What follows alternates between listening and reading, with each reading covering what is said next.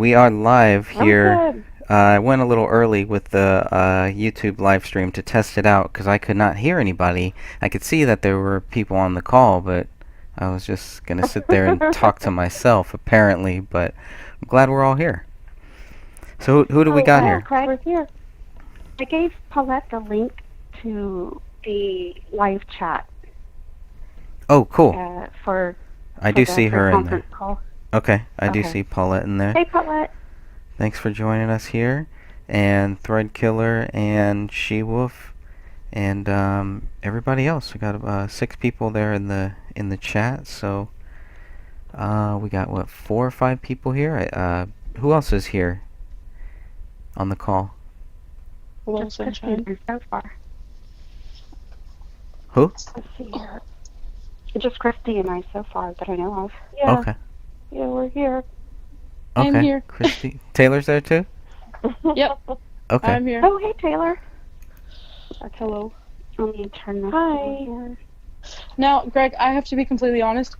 I tried to do some light reading for the 7 major mistakes, but I couldn't sit there and get through it.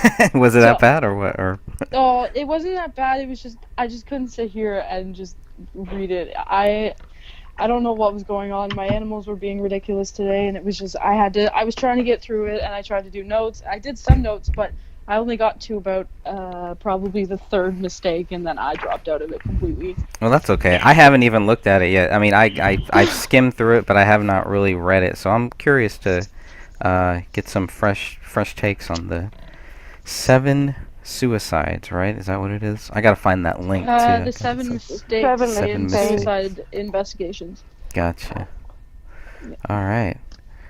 Well, we should definitely first finish up from last week with what we had, and we were on page 296, so I'm going to jump to page 296 of the 488-page BCA document right now.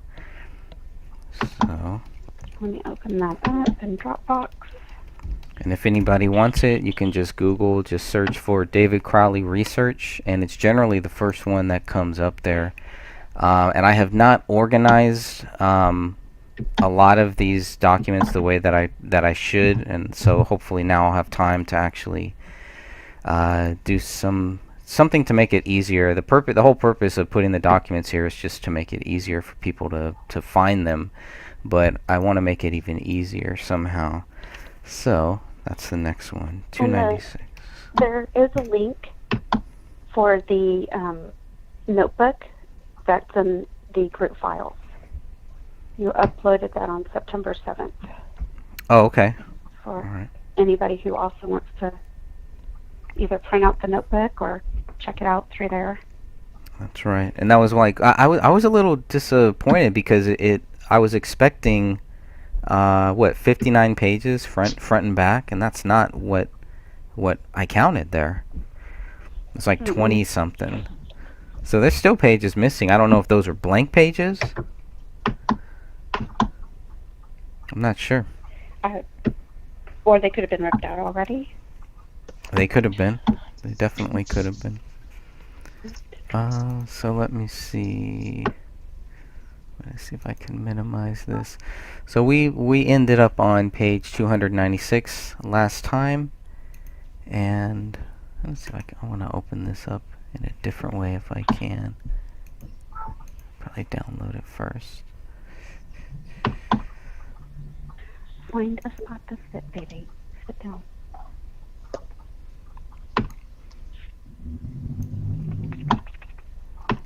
I actually printed these out. Oh, good.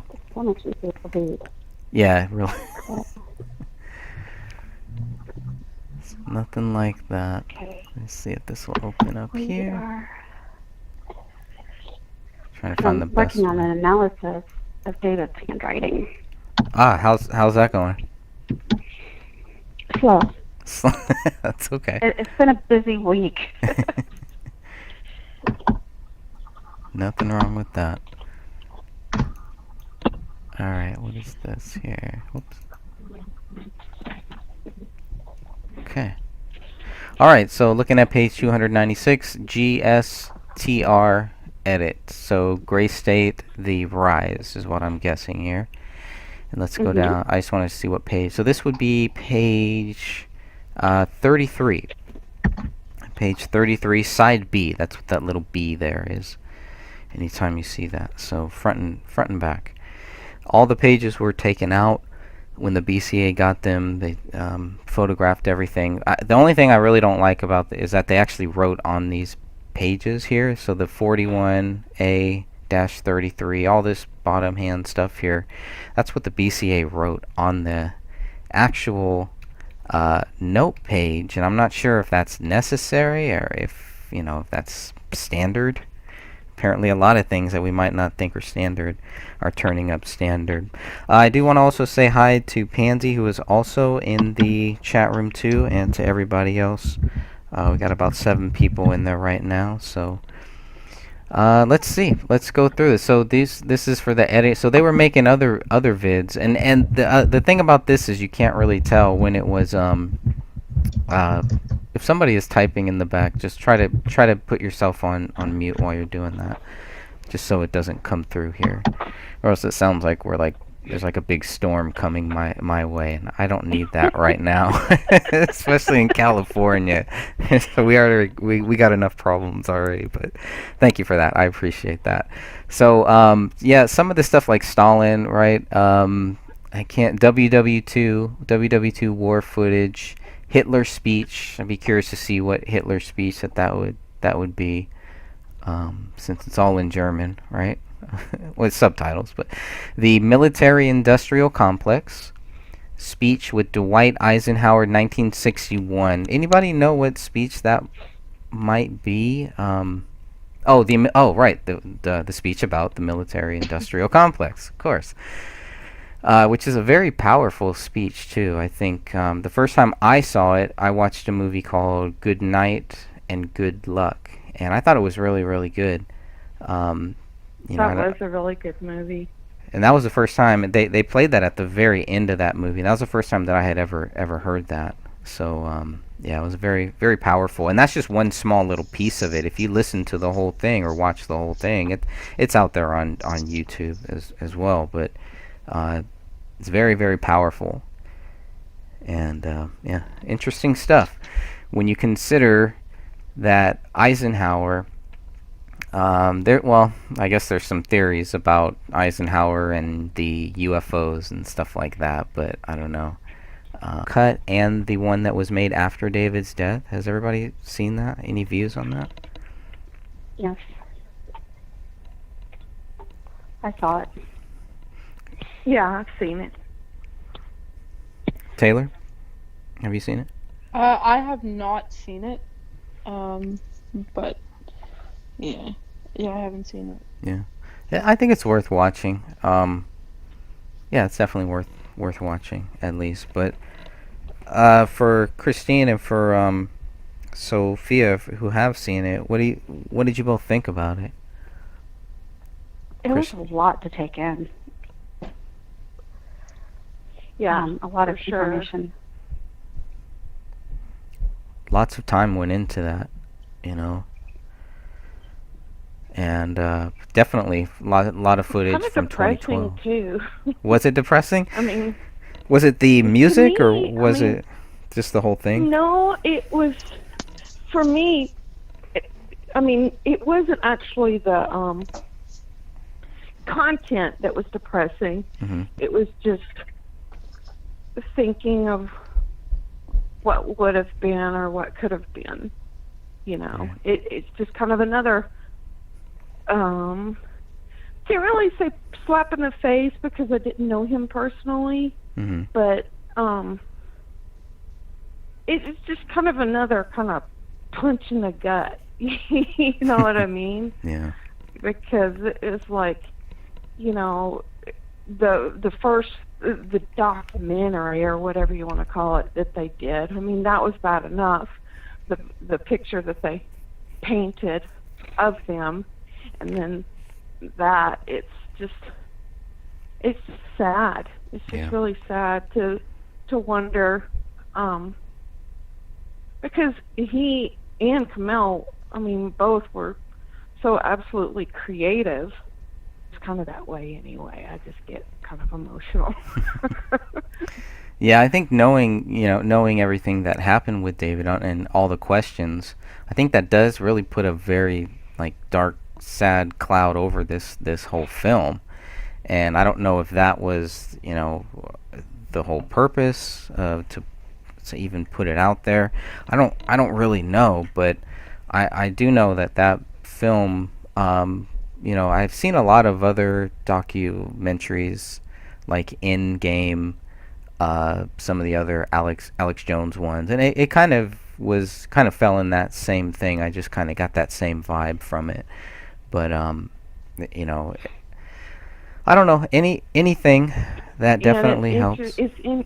And it's really interesting that you say, you're not sure, like how it's gonna do with it. Like, is it gonna drive it, or is it gonna hurt it, or whatever? But like I was telling Sophia this, I was from talking to like friends and stuff. He's a gamer, and just from talking on the internet and stuff like that. Really? He's heard about it, and yeah, so it's really reached a lot of people. A lot of people have heard about it. I mean, especially even the young community. And like I was, and I was talking to him about the rise and everything. And I think that's something. I think that there's going to be such a huge curiosity, but especially with young people, that it's actually going to draw people more to it. Right. Because it's just reached, so it's unbelievable how many people this has reached. I mean, it's reaching people. I'm not going to give the exact age, but it's reaching people between the 15 and 18 to 19-year-old age Wow. range. Wow. Yeah. That's good. People that are thinking about, or that are one day going to have that choice. Hey, there is one option. You could join the service, could join the army, but you don't want to get some PTSD and have something like this happen. It's just ridiculous. Well, and what's funny is he thinks it's just all insane, and I didn't influence him at all. I asked what his thoughts were, and he was like, "There's no way that he did it." He's like, "It doesn't make any sense. It's not logical." Right. And so, I mean, I would be curious to see how many other young people have watched the documentary and then have like done a little bit of digging to see what their thoughts are on. Absolutely. On it. If I could just, I'm actually, believe it or not, I'm actually 19.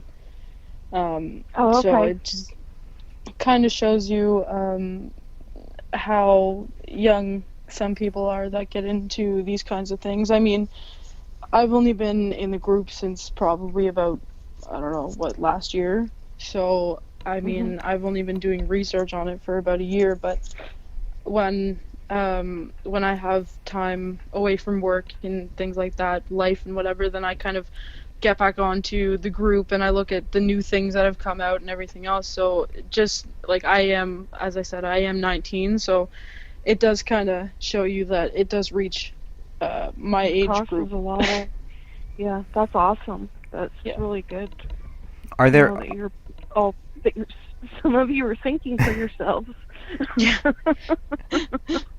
Are there other people, Taylor, that are also that you find when you talk to them about this? Do other people your age also understand that there's something weird going on here, or have questions? Yeah, I don't know if you remember, last conference call, oh my god, I think it was 5-6 months ago. Oh my gosh, it was so long ago, but I actually had my two best friends come onto the call with me. That's right. Because I had gotten them to watch the documentary with me, because I was still kind of going over everything that Sloppymentary decided to show everybody. And I was more looking into what the documentary was saying and everything. So I was still kind of doing my research on the case. And they had came over, so I kind of introduced them to it, and they came into the call, and they're actually still in the group, I believe. So yeah, I've kind of, shown everybody that I've talked to about it, kind of like my views on the actual case itself and like what's happened, and we sit down, and everybody that I've talked to so far about it, they have sat down with me and actually had a big long conversation that lasts about 2 hours. Wow. About what they think happened and this and this, and my mother even, she was on this case for a couple months at least. And then she kind of gave up because she's very much like me, where she gets frustrated if she can't find an answer. But even she said, like, there's something going on, and I don't really believe that it was a murder suicide and whatever. So I mean, everybody that I've talked to believes the same thing, that I don't think he killed himself and his wife and kid. But I mean, I guess everybody to their own opinion, right? Sure. That's interesting. I had no idea. No idea. Yeah. That they were, I mean, that's great, because that's obviously, we want to reach as many people as possible. So it's great that younger people are looking into it. It's kind of weird that I find in my experience that younger people are actually more open to it, that's fascinating. Oh, for sure. I mean, I think it's because we're just kind of coming into the world of adulthood. Mhm. I mean, especially in Canada, we were given when we turn 16, we become like, you're about to be an adult kind of thing. So we get more open to things like this, where, we actually get to look at different things. Like, even in my high school, we have a criminology course.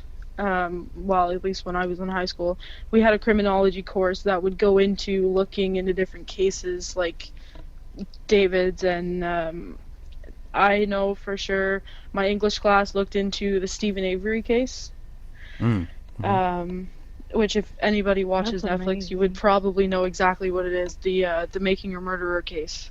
And I actually, Yeah. he just, I think he's being released soon, so that's good. Wow. But I know that we usually, like, we watch a bunch of different documentaries on different things, and yeah, I see you looking that up, Greg. Yeah. Do I have the right one Yeah. here? Yep, that's Stephen Avery. Who's But yeah, Brendan no. Dassey?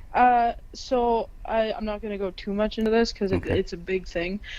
Stephen Avery is he's obviously an American. Brendan Dassey is his nephew, and Brendan actually got Stephen convicted. Okay. So Brendan was arrested because he was also apparently he helped Stephen kill a lady named Teresa Halbach. And in my opinion, most of the evidence that the police found was actually planted, because they originally, about, I think it was a year before, had put Stephen Avery in jail for raping, I can't remember her name, some lady, when it was actually another guy. He was let go, and then they had to figure out a way to get him back into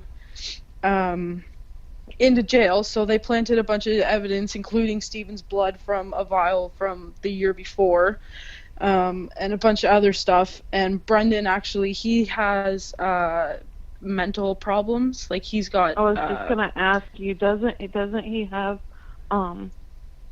like a really low IQ? I mean, Yeah. I'm not being mean or anything, No. but he's developmentally delayed.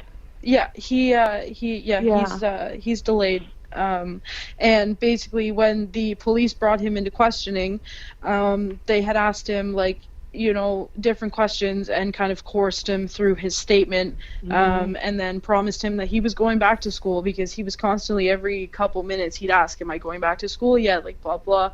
And basically they told him that he was going back to school. He gave them this false statement that he helped Steven slit Teresa's wrist, or slit Teresa's throat, and this and whatever.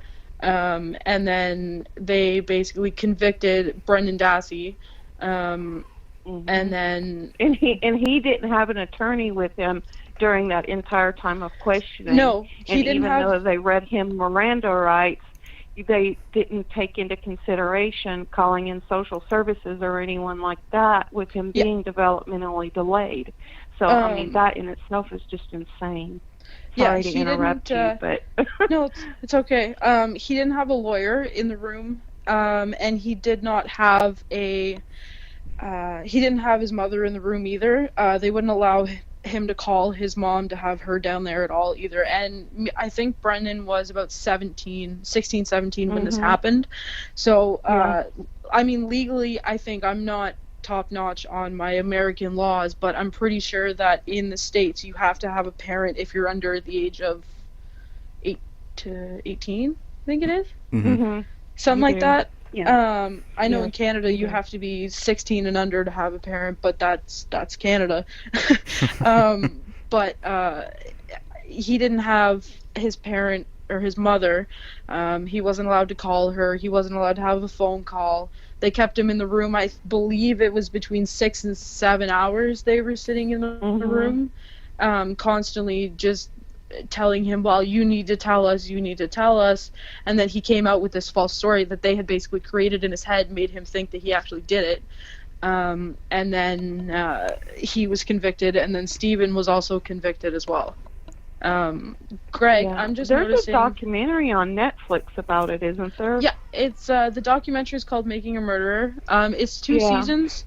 It's 2 seasons, although the first season is more informative than the second one, I find, but that's just me. It's 2 seasons on this case? Yep, there's 2 seasons on. Yep. I don't know if you know the name Kathleen Zellner, Greg. She's like one of the biggest. Well, I'm not really like up to date on my information about her, but I know that she's one of the best attorneys in. She's one of the best attorneys in this area. And she actually, that's her. She actually took Steven's case pro bono, and she was doing everything. She released a bunch of stuff to the public and the press, and gave documents and everything else. And she was trying to help him get out. And then I think it was about 2 weeks ago, somebody in the actual jail, and I believe it was actually the guy that had raped the lady the year before, he actually confessed to killing Teresa Halbach. So Steven Avery and Brendan Dassey are going to probably get released soon. Although I don't know if the police are going to let that happen, because if they do, I mean, Steven Avery can go after them for $10.2 million. Wow. So, because it's his second time being convicted, and the first time, he actually, as soon as he got out, he went after them for $6 million. And then they put him back in jail because they didn't want to pay it. That's disturbing. Wow. So this is just, like, I'm all for this case. Like, this Steven Avery case has just gotten me going. I love this case, but at the same time, I mean, I'm just waiting for them to get out. And, you know, I've talked to his brother, I've talked to his parents. It's just, it's crazy. And one thing that's interesting about it, that's parallel to the case that we're talking about, is, I mean, it goes to show the snap judgments that law enforcement officials can make. I'm not saying they all do, but I'm just saying that some can make. And once they get in their head a certain theory going, it's really hard to get them to look, in another direction. It's like, you know, a dog with a bone. They get this idea, and they're convinced that that's what it is, and so they just start looking for evidence to prove their theory rather than looking for evidence and letting the evidence lead them to the Yes. truth. Right. Exactly. And I know for sure in the Stephen Avery case, this was a big thing where they found, I don't think it was human bones, but they had found bones in his burn barrel in the yard. Yeah, And that's yeah. yeah, and that's basically what they convicted him on, because they found bones. They didn't test them. Oh, They didn't do wow. any tests. Well, They didn't and- swab the and, blood. They didn't do any tests at Right. all about how, you know, they didn't do any tests in the RAV4. They didn't do any tests on her body, or they didn't even find her body, but they didn't do any tests on anything found in the crime scene. They just kind of went off substantial evidence and kind of, this is what we think it is, so this is Yeah. what we're going for. You know what I mean? So, and I mean, Well, and it just is. because that was the last place that she was known to go, because she took pictures for one of those like little flyer, Yeah, the little she book took, companies, she Auto took- Trader magazine. because So Stephen. because that was the last place she went, and her car was there, which like no one could just hide her car there. I mean, Yeah. that would just be impossible for someone to do, wouldn't it? Also, just to give kind of a little bit of background on Teresa too, I mean, she was in contact with Stephen Avery for months before she decided to come and take the That's pictures, what I was- because Yeah. yeah, Stephen Avery actually, they own a, what do they call it? It's a scrapyard for vehicles. And people can go in and just buy vehicles and whatever. So, I mean, it was just inevitable. And I kind of figured it was just, everything, all the evidence that they found was substantial. They found Stephen's blood in the sink, and they were like, oh, well, it's Teresa's blood. And years later, it was tested, and it turned out to be Stephen's blood. So it was just, it's just so many things that this police department just went nuts, and it's just, my head hurts. And it's But- because they had a specific narrative that they were going with, and they wanted to prove. So they just looked for as much stuff that they could find to prove that narrative, you Yeah. know, and to convince a jury that it is true.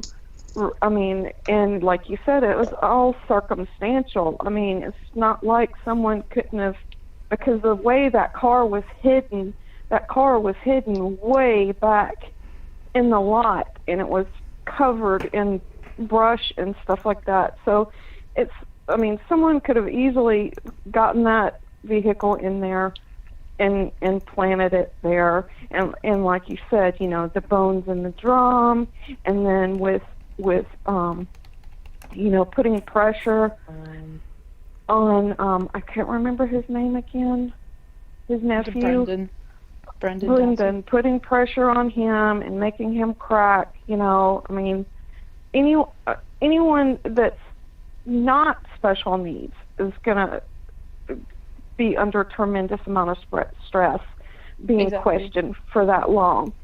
And so I mean, that just goes to show it happens. It happens a lot. It's just like, I know statistically a lot of crimes that occur, you know, it'll be domestic, you know, it'll be a family member because of statistics. But the thing is a lot of times when things happen, they get so fixated on, okay, well, the spouse had to have done it because statistically the spouse did it.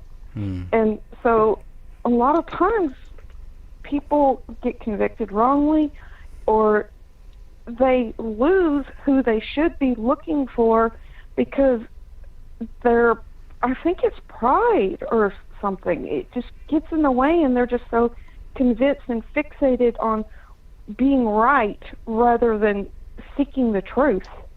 Oh, sorry. I just looked up the the rape that he was convicted for. He was actually convicted, and he was in jail for 18 years before he was exonerated by DNA.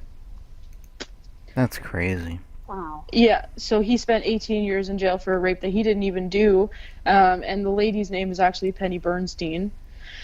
Didn't that And then group that helps get people exonerated, weren't they the ones that finally got him exonerated?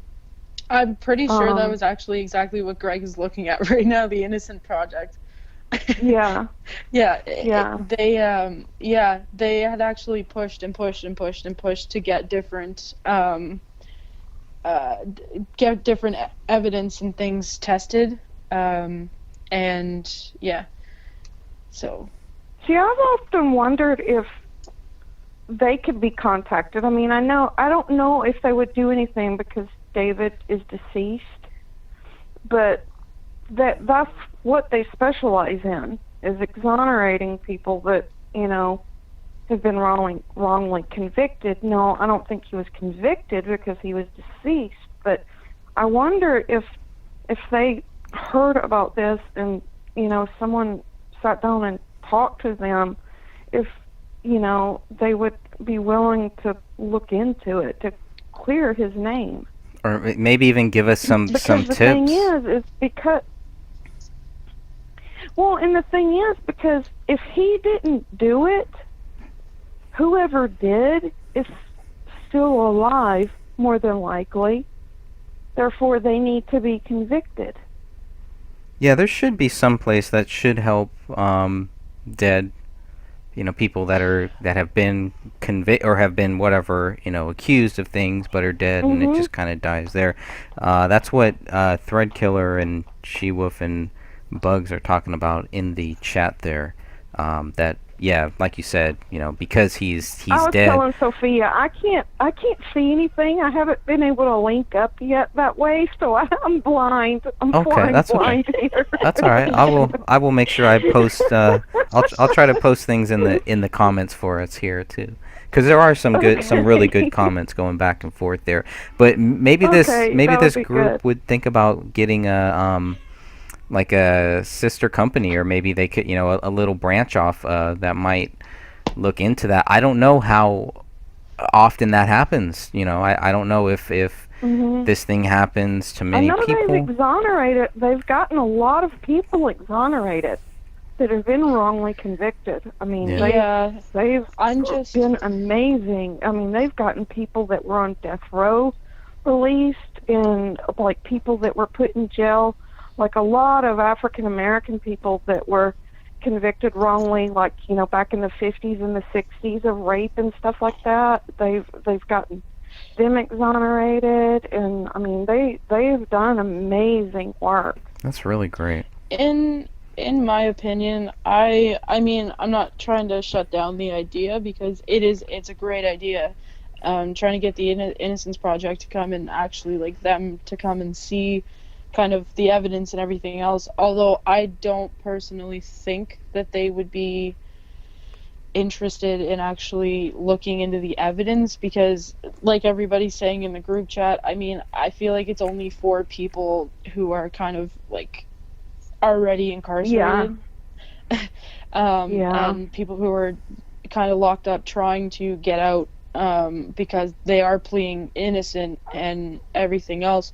So I just, in my opinion, they may be able to give you some kind of information on like what to do and what to ask for properly. Right. But aside from that, I don't think that they would be able to do anything just because David is passed. Right, and that's a good step forward too. I mean, and really anything that gets us closer, is a good Exactly. step forward.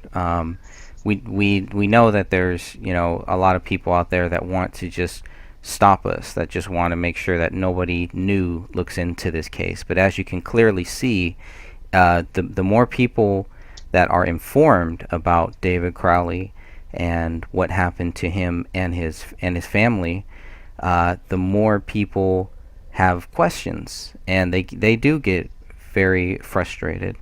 But it's very, very clear that people clearly understand that there's just, there's no way that this guy is guilty, and at the same time, how do you prove a dead person guilty? It just gets into Exactly. so many different things, but maybe there's a group out there that does specialize in, people that are dead.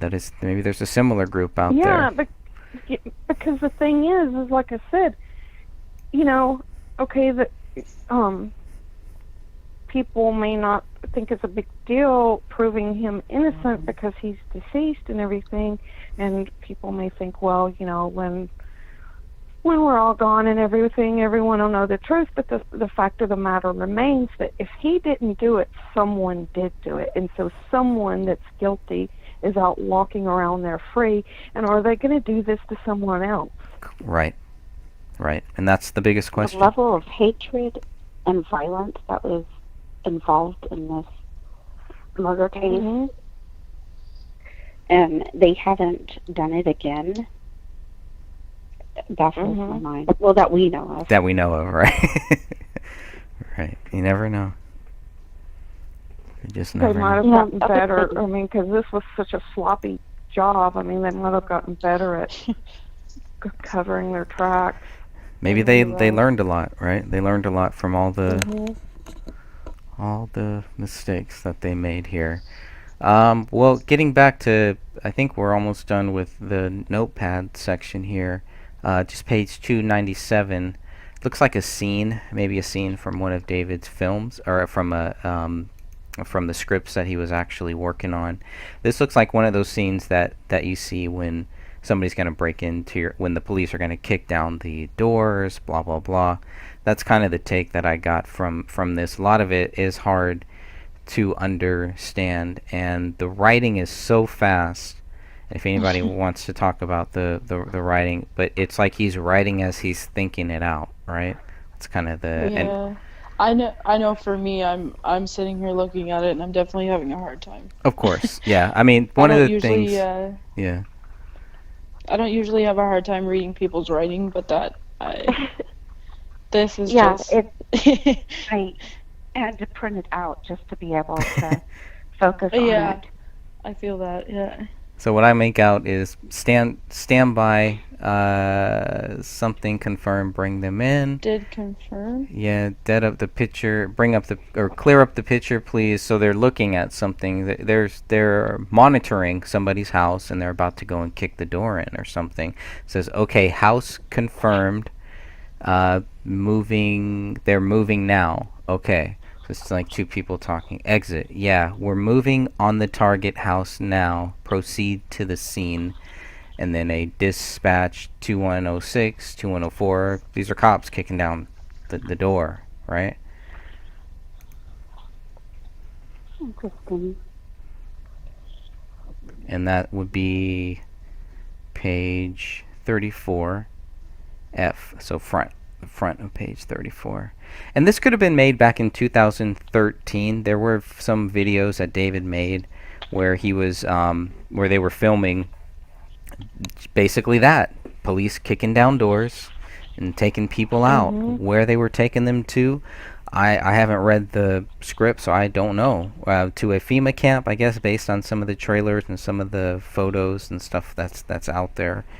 But so I don't know when this was written. We can't really tell, but this was on the notepad, on the part of the notepad that was after the blood writing or whatever, the submit to Allah now.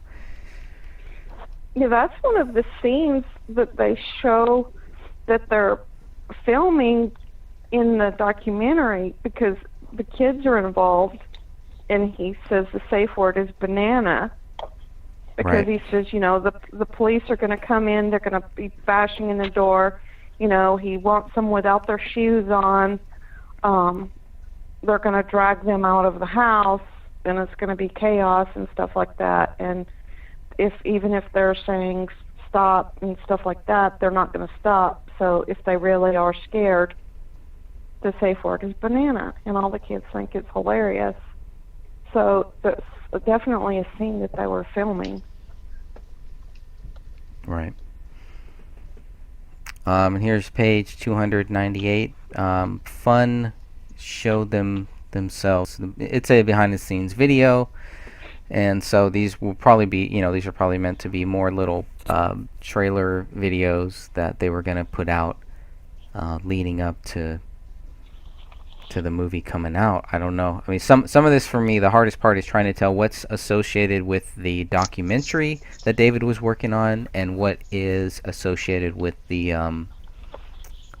fictional TV series that he was working on. Let's talk more shots. The vision, nationwide, beautiful shots. Humorous approach to length of time that it takes.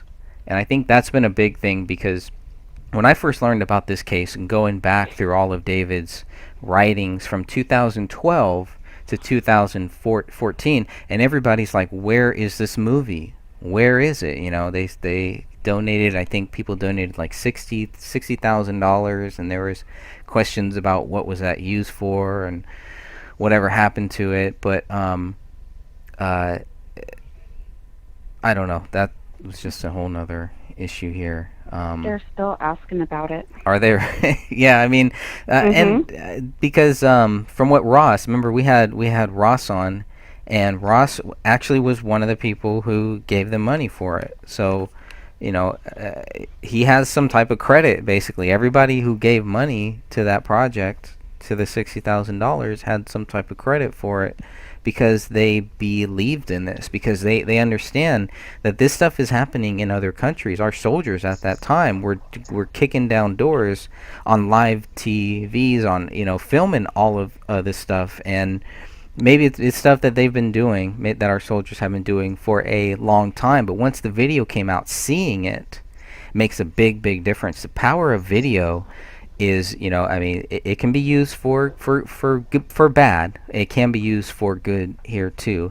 And looking at all of this stuff is what I was trying to actually figure out.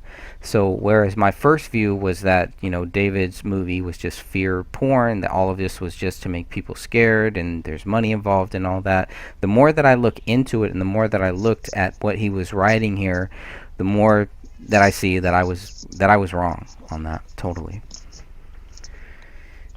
Let's see. Okay, so we're still on 298. So we got some of the topics: the story, the politics, the travel, the production, the timeline. I mean, everything is very well thought out. All of this stuff is very well thought out by David, and then all of a sudden we're just supposed to think that he just kind of snaps and that's it, and just lets go of all of this stuff, all of this work, all of these plans, everything. He went to school to do film. This was going to be his life. This is what he was going to do for the rest of his life. He was serious, and he was about to do something very powerful, and then it's all gone, right? It just takes one slip and it's done, and he just ruins it all. It's hard to, it wouldn't be so hard to buy that if the police could have given us proof, if they could have provided some type of motive for it. But they don't even have a motive for why David did what they claim he did. So we got the timeline. Let's see, 2012 Express Phase 1. So going back to 2012, the storyline, which is one of my, I really want to know what his latest storyline was, because I think it was a lot more spiritual, like he's been quoted as saying.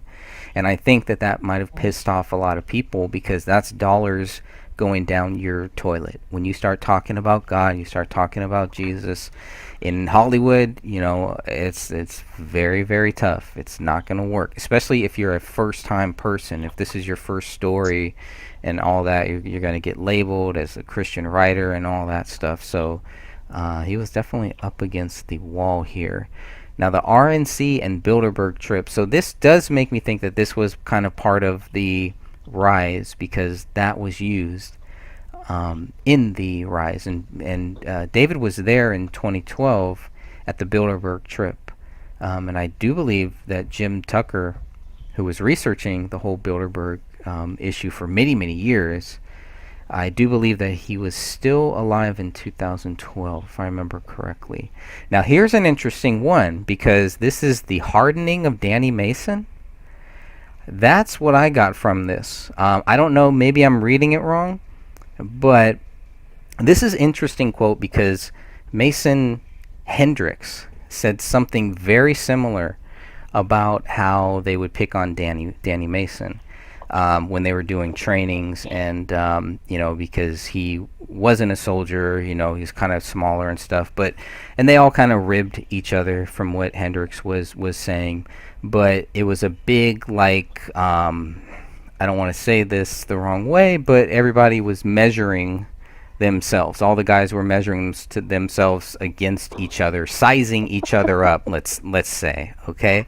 So when I see the hardening of Danny Mason, I was like, what? I obviously that's not what they're talking about. It's about taking him, who was soft, and for whatever reason they were able to kind of harden him for this role. Blah blah blah. I'm not really sure. So that did really stand out to me. Anybody have any thoughts on that? Or else we're going to check some of the comments in the chat here. Sorry, the hubby just called. Oh. So I missed all of that. That's okay. That's all right. We're just going through this page and reading David's notes and trying to figure out the timeline, and the hardening of Danny Mason was kind of the one that kind of stuck out because Mason Hendricks, had kind of talked about how Danny Mason was kind of soft, and they had to really show him everything, didn't know how to use a gun or hold a gun, just all of this stuff, right? And just really trying to make Danny Mason seem like he's just weak. That was my view when I spoke to Mason Hendricks. So I was wondering what that word was. I was sitting here looking at it and I couldn't figure out what it said. if it's not hardening, I don't know what it is. Now it looks like there's a few things written here. So I don't know if it was it's almost like an R or I don't know. I don't know. It looks like an R, H. but then an H over top of it. Right. So I don't know what that was meant to be or whatever. And maybe I'm reading too much into it, but that just kind of stuck out.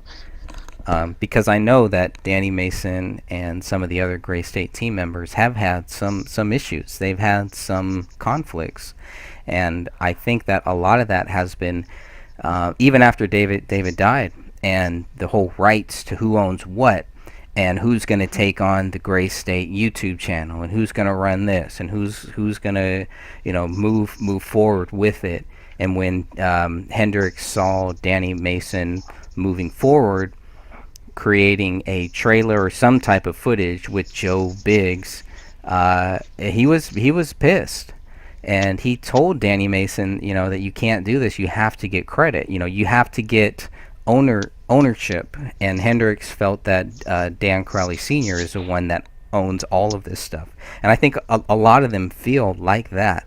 So there's a lot of internal struggles that have been happening for a long time between that Gray State quote unquote team. They only come together to go after us. And it's interesting because even before David's death,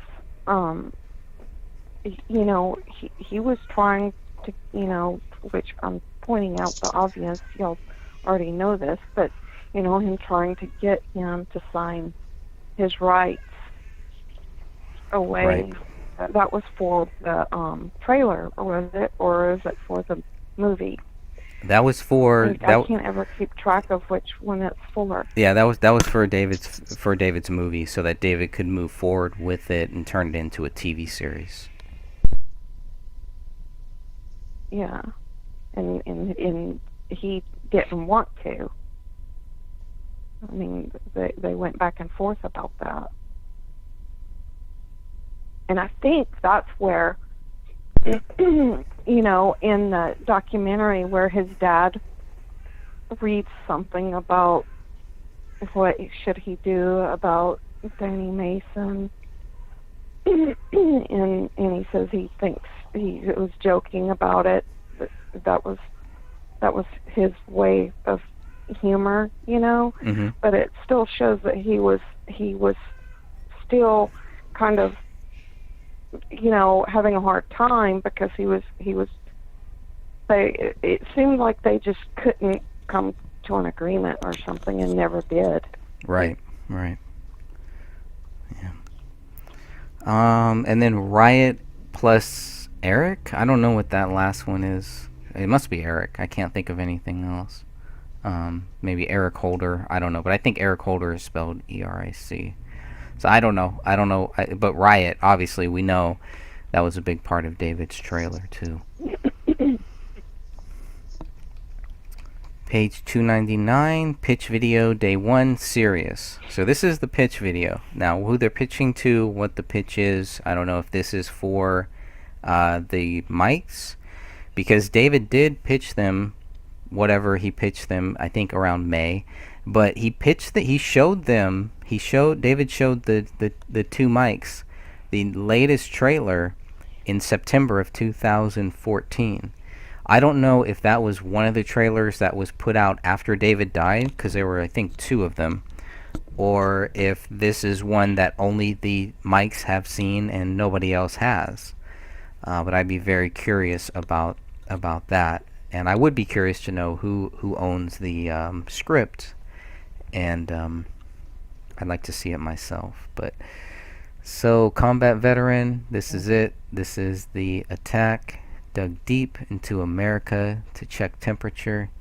I'm learning, but what I'm learning is the knowledge of psychology and persuasion and the very tools of the enemy. And that's dangerous. I do believe that that's dangerous. Trying to learn that, put yourself, I think, in a very vulnerable spot, because you're trying to understand what you're fighting against, but you can end up sympathizing with it, or you can end up letting it pretty much take you over. So that was another line that kind of stuck out to me. The big money will have to acknowledge what you and I create.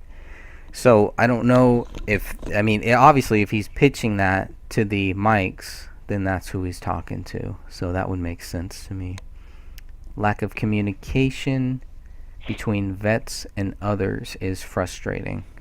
Now that's a big thing there, because so many people who think that every vet must have PTSD, or it's just easier to say that every soldier, has PTSD or anything like that. There is a disconnect between some people who are so anti-military, so anti-government, and I don't believe that David was anti-government either, and I don't believe he was anti-military either. I think, and I could be wrong, only David knows for sure, but I think he understood that there was something else, that there was something gray, that was not just your typical good guy, bad guy, and I think everybody knows that, but I think he saw it, and how gray things can actually be when you are serving your country, and at the same time being called a baby killer and all that stuff. It's I don't know. I'd hate to be in that spot. It's not pleasant to be in. No, and you are a soldier, right? Or you're a former soldier. So is there a disconnect? You mean for us? Yeah. For Do you feel disconnected from just the general public? Do you feel that in general that there is the general public just doesn't understand what soldiers go through or have gone through, or what it's like after service? Because I think that's a big thing that doesn't really get talked about much too. It's like, okay, yeah, you served your country. Well, General Patton served his country, and then after what? There's just this, I don't know. Just rambling. I think there is. I think, it's actually really interesting, because, I think times have changed so drastically since the Vietnam War. Sonny, you mentioned Patton, but, if you served, before the Vietnam War, I think it was also just because of how the times were and everything, but you you would be able to come home and you would be able to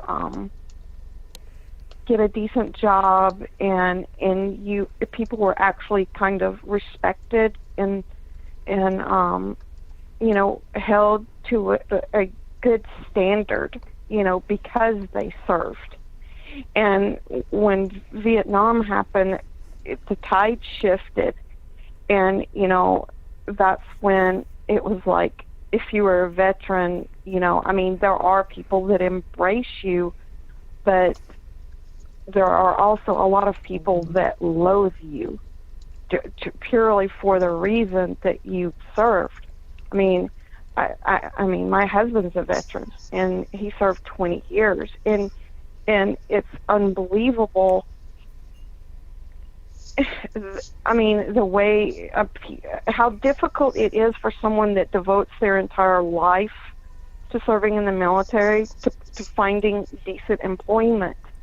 And also, you know, I mean, I know they're working on it, but veterans care. I mean, the number of veterans that have actually PTSD that have gone in to actual veterans hospitals and killed people because they can't get the care that they're asking for and that they need, because they feel like they're not being heard. And I'm not saying it's excusable. I'm not saying in any way, shape, or form that it's excusable to go in and do something like that. But what I'm saying is, I just feel like you're saying there is a huge disconnect that I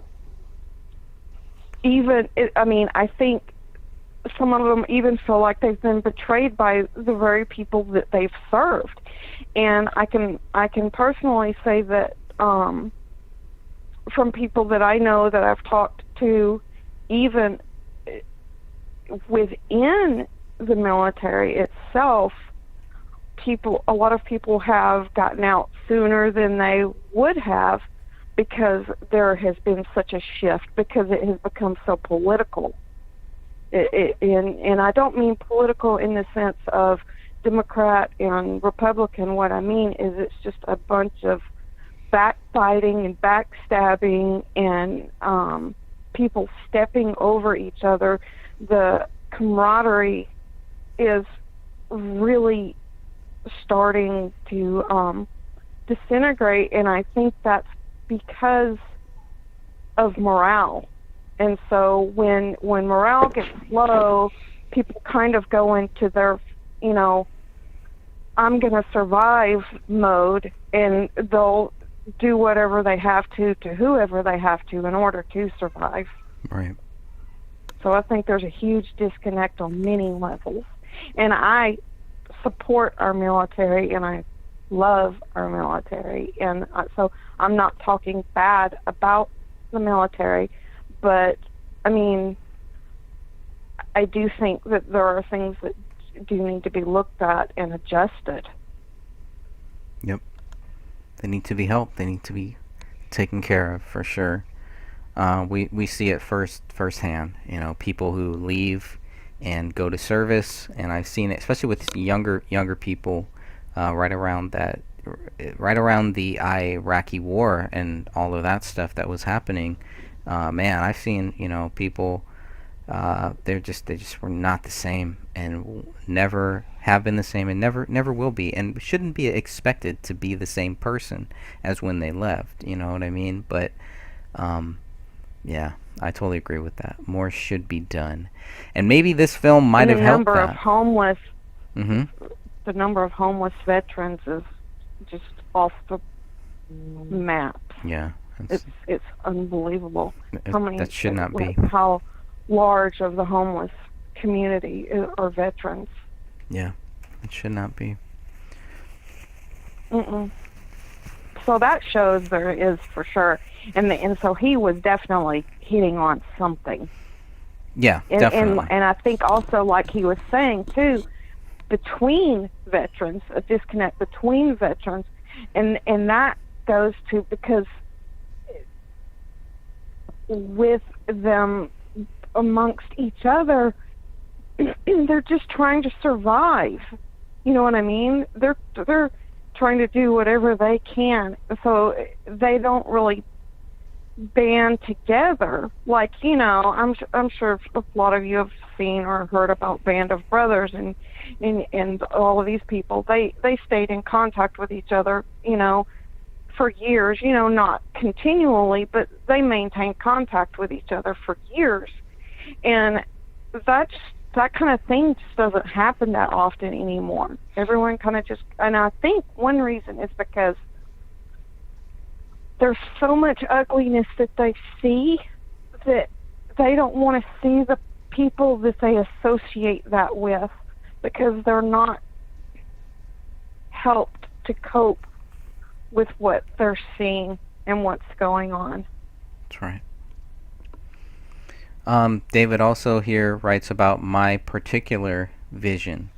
And this is the biggest thing here that makes me think that this was written sometime between late August and September, or sometime after September, I would say, maybe, because of the topics are film versus series.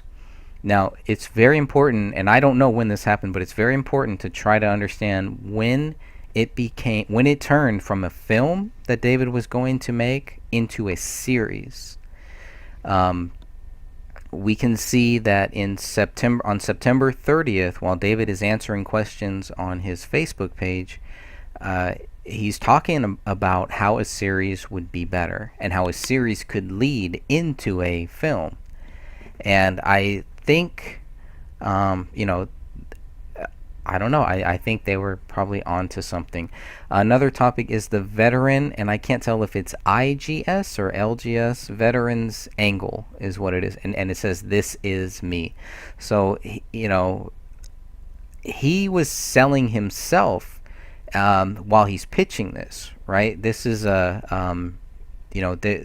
Mikes aren't just investing into this story. Oh, it's such a great story. It seems like they're investing into David, and they're investing into the credibility that David would bring to a project like this, which is not just some snot-nosed kid who's fresh out of film school who's a trust fund baby or something like that. This is somebody who was over there. This is somebody who has served, who has killed people, who has seen people killed, and who was there during one of the worst wars, definitely the worst war of my lifetime, maybe one of the worst wars ever, that was treasonous, that had no purpose, that should have never started two wars, and that's a whole nother issue, and that is a very dangerous topic. When you think about people like Pat Tillman, Pat Tillman is a perfect example. And it's so clear cut what happened to Pat Tillman. There's been cases on it. There's some great books. I found a book at Target, and I was like, wow, this is great. This is like mainstream stuff. So it is out there. And a film like this, a series like this, would have also shown, would have helped soldiers. Would help our cops, the cops that are in our areas here. Don't do this. Make sure it never gets to this. Never gets to where we're kicking down doors here, it's just all of this different stuff. So anyways, violence in society, which is a big one, and look at it now. I mean, look at the violence that we're seeing now, and it's some of this stuff is just so, it's just crazy. Now the RNC and Bilderberg trips, the radio shows, celebrities, I'm guessing, which can also be another dangerous road depending on what celebrities you're associating with. But the Boston trip was really the big one, because the Boston bombing, and I don't know what your guys' views are on the Boston bombing, but I definitely don't think that it was two people who had pressure cookers or whatever they were trying to say. I don't believe in any of that. Well, they were there. David was there, and some of the Gray State team were also there too. So they were documenting that. I mean, this could also have been part of it. But what we're talking about is government-sponsored terrorism. I think that's really what this all comes down to. So I think that's why a lot of people would think, well, David Crowley was looking into government-sponsored terrorism. He's dead. Must be a government-sponsored hit. And there's nothing wrong with starting there and trying to figure out what are the facts, what actually makes us think that there might be some value to that theory. And instead, that theory just got treated like, if you think that, then you're crazy. There's something wrong with you. He's just a crazy soldier. But thinking that is fine. That's okay. But don't think that there might be some foul play involved in this stuff. Well, and the thing is that the other angle as well, though, is just because say he was killed because he was looking into government-sponsored terrorism. Mm-hmm. That doesn't necessarily mean that it was a government hit. It could be some extremist. True. Or someone that was extremely offended. It doesn't necessarily have to be government sponsored. I mean, there are people that feel strongly about certain things, and they take matters into their own hands all the time. True. And they think that they're actually doing the country a service by doing what they're doing. It's kind of like the people that bomb abortion clinics. Some people think that anyone that is against abortion supports the people that go around and blow up abortion clinics, which is not true. But they'll automatically look at everyone and go, oh, well, what about you? Do you not think what do you think about, them killing doctors and stuff? And it's like, that person does not represent me. I'm sorry. And so, it could be the same thing. I'm not saying that's my theory, but I'm just saying it wouldn't necessarily have to have been sponsored by the government for that scenario to take place.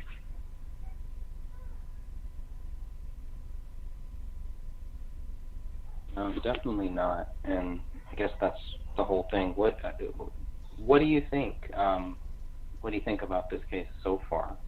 As far as what theories are you open to? And I think so, Thea, you haven't jumped in here either in a little while. So are there any theories that you both have kind of ruled out, or any that you're kind of strongly leaning towards? You don't have to tell us what the theories are, but are there some that you feel more? I have one theory that I believe, and I think it had a lot to do with money and other things, other personal issues and money. Finances and But that's as far as I'll go with it. I think it's pretty much rolled out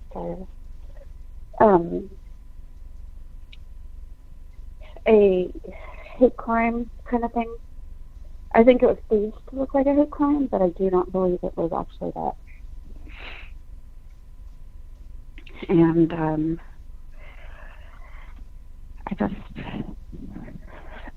I think there was that a there's a lot- confrontation. Oh, I'm sorry. You paused. I thought you were finished. I'm sorry. Go ahead. No, it's okay. It's okay. I don't think, I'll put it this way, I don't think that it was a situation where people said, oh, we're going to go over there and we're going to kill them. I think what happened is there was, things escalated, there was an altercation, and things got out of hand. And I'm not saying I think David did it. I'm saying that I think that he had an altercation with people that he had a disagreement with for numerous reasons, and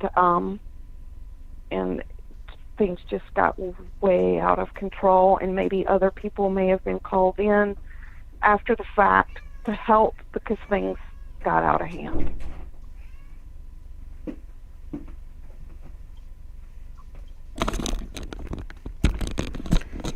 Okay. Are But you? I like breathing, so I'm not saying anymore. All right. Well, here we are, page 300 here, and this is the test group. Secrecy is what it looks like. So these might have been the people that were involved in the gray state, maybe people that were given it.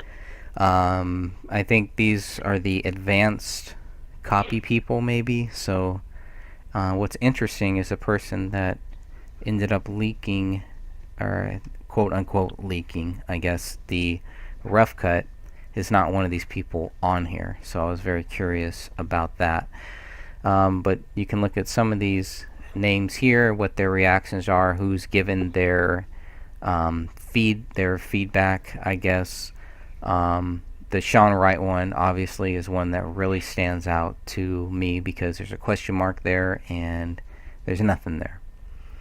So Sean Wright, who claimed to be one of the last people to ever see David, I think told Dan Hennon that Sean Wright said that he was David's quote-unquote personal Rolodex, even though he didn't have David Crowley's phone number for some reason. So that was weird. But his name is also crossed off here. But again, there's nothing next to him. So very similar to the way that Sean Wright he's mentioned in the 94 pages of police reports, but a report about him is not in there, whereas the one about Danny Mason is. We know that police talked to Mason Hendricks too. He's not even mentioned in those 94 pages. So why are there people that the police spoke to that are not mentioned? Their testimony is not part of the 94 pages, but other people are, including David's family and including Danny Mason. I do think there was, a lot of focus that people wanted to put the focus on Danny Mason for whatever reason. Let's see here. Adam Gislason, I think his name is. So he's here. He was in the documentary. Eric Pakisser was in the Rise, the documentary Rise. He's the guy who David and Kamel, I think in 2009, took a training course to actually open carry, so some type of a firearms course. And he's a very interesting guy, but in the Rise, he's heavily featured in that. So he's another interesting one. Out of all of these people here, I would be curious to see how many of these actually think that, David's not guilty. Now, on this list, how many people would actually go public saying that and wouldn't be cowards to say that? And how many people actually truly think that? I think that's a big thing. And I have not, I probably haven't contacted half of these people here, so I don't know yet. Zach Carter is another interesting one, because Zach Carter is kind of like a liaison between David Crowley and the two Mikes. Zach Carter worked closely with them. So he was working very closely with them. So I don't know why some people are crossed off here. I don't know why some people are checkmarked as sent, right? There's a question mark, all of these different things. So that was difficult. One thing I was going to say, because you mentioned the two mics again, Yeah. that I find really interesting is, in the documentary, they speak to them about him before they play that audio of him prepping for his meeting, and they talk about how great he was and everything, and they don't really say they think he did it or they didn't think he did it or whatever, Mm-hmm. and then they play that audio clip, and you can just see in their faces the shift of their thought process about him. And he even says, that's the most divisive load of, I've ever heard in my life. you just see the shift, and it's almost like they automatically, like this light bulb goes off, and they think, he did it, you know, because of that audio clip that they were played. Right. Because they're led to believe, even though they've had all of these encounters with him, and they've already developed their own idea of who he is and their own thoughts and feelings about who he is, they take one audio clip and they play it for them, and they completely change their entire perspective and feelings about this person. And that just shows how freaking powerful what that documentary, how powerful it is, how it can absolutely change someone's thought processes about him. Because they didn't think he was a bad person. You can tell by the way they were talking about him in the beginning. They didn't think he was a bad person. That's right. And then it was just really interesting that they choose the documentary to actually show it to them then to get an immediate reaction. I find it very Sorry, interesting. Sophia. People who have researched this case and are very adamant on David being innocent, and then they go and speak with either, you know, like somebody connected to the case, and all of a sudden they just turn around and agree with the narrative. It's like, what did you see? What proof were you handed to suddenly, you know, change your mind and start hating everybody who was believing that David is innocent? I mean, we're all entitled to our beliefs, especially after we've been researching this case with the information that we have.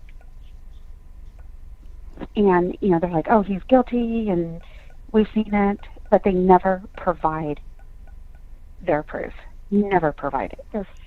Well, some people, I think it's green paper with pictures of presidents on it, is what they do. Yeah. You think? They were given some. People get brainwashed like that. Yeah, I mean, I've seen that too, and you get to a point where it's like this looks like a program here, when you have people that come in and they're like, oh yeah, you know, this happened, and hey man, you know, you guys are doing great, and I really want to help out and everything, and all they do is just gather intelligence and then just say, oh yeah, David's guilty, and that's it, you know. You guys are crazy. It is like a flip of a switch, and that's been happening since the case first started. All of the guys who wanted the admin rights to Dan Hannon's Facebook group, all the guys who wanted the admin rights to Thomas Lapp's Facebook page, that's what happened. That's how they acted. That's how Sean Wright was. They're nice, everything's cool, and then to get to a point where they realize that, you know what, they're not backing down, and then that's when they get angry, and that's when they kind of turn. So, you know, and that program has evolved over the 5 years here, but it's still the same program. You know, it's just a updated version. It's like Windows 10. That's all it is. It's still Windows. It still sucks, but you know, it's just a better version of it. So. Well, I just want to, and since you're on that topic, I mean, I have experience with that, which I was relatively new with the group, and the level of intimidation that the people will use, and how aggressive and hostile people will be, it just really makes me wonder, you know, why. I mean, we can disagree on something. I just believe something completely different, and you know, people can say, well, people are upset because they think that we're hurting the family and everything. Well, the family doesn't have to look at the page, and I'm not being mean or I'm not trying to be disrespectful, but they don't have to look at the page if they, you know, if they're sensitive to the subject, they don't have to look at it. You know, we're not trying, obviously we're not trying in any way to harm the families or trying to either harm, David or Kamel or Franny. I mean, it's completely the opposite. And I just really call into question the lengths that people will go to. I mean, my life was threatened. Someone threatened my life. Over what? Over this case? Over Yes. over the case. No way. Why? Yes. Because I called them out on something that they said that was really, because they talk about being concerned about disrespecting the families and So their answer is to take trying to your be life? sensitive, and they posted something that was extremely insensitive to the family and to other people involved, and they threatened my life, and someone else did.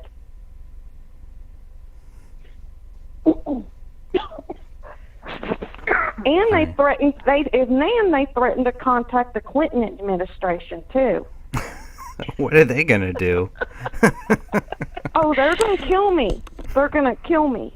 Apparently, they have connections, and the Clintons are going to come kill me. So you're wrong for looking into this case, and but their answer is to kill you, is to do what same thing that happened to David. I mean, it's just the logic is so backwards with these people. It's There is no logic. it's just it's And ridiculous. why be so aggressive and violent, about something if they know the truth. If they know the truth for what it is, and they think that we're wrong, and they absolutely know the truth without doubt, then why threaten people for looking at something from a different perspective? Because there's no threat in Right. proving something different if the truth is out. If they know the truth and there's no way we'll ever reveal anything else, then why feel so threatened to threaten someone's life? Right. What are they really threatened by? Exactly. Yeah. And it just And I'm not shows. the only person they've done it to. No, I know.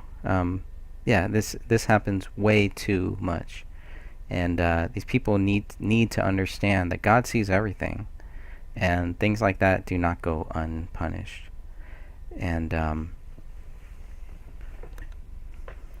that's where I stand on it. Hmm. Looking at page 301 on veterans, which is another interesting thing. I think it's everything. This whole thing is from David's view here. He says, "I do not speak for veterans. I speak for me, but I am a veteran, and these images are a direct response to my service." I'm curious to see what those images are, what the images were. These images are a direct response to my quote-unquote service.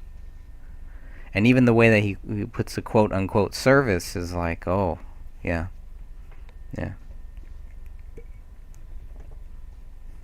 It could have been the same information that was in the documentary.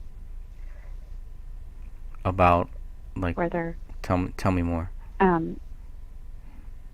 there was one where he was talking about seeing a fellow soldier dying right in front of his eyes, Mm-hmm.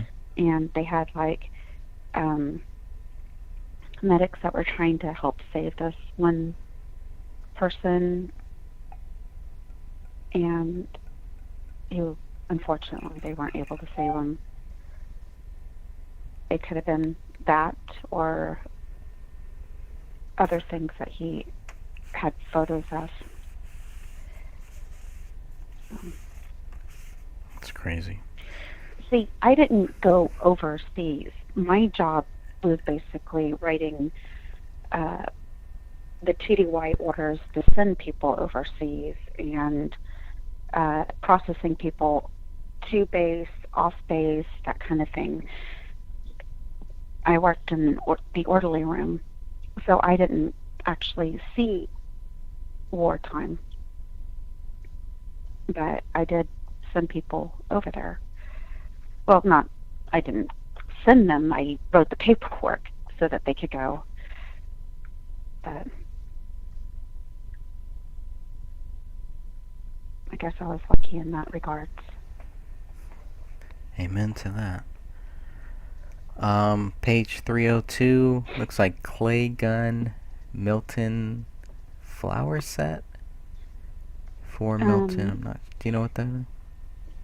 I think this is David's handwriting, but he might be making notes for Camille. GVM. And then there's Because a. this is all cake decorating, but it's David's handwriting.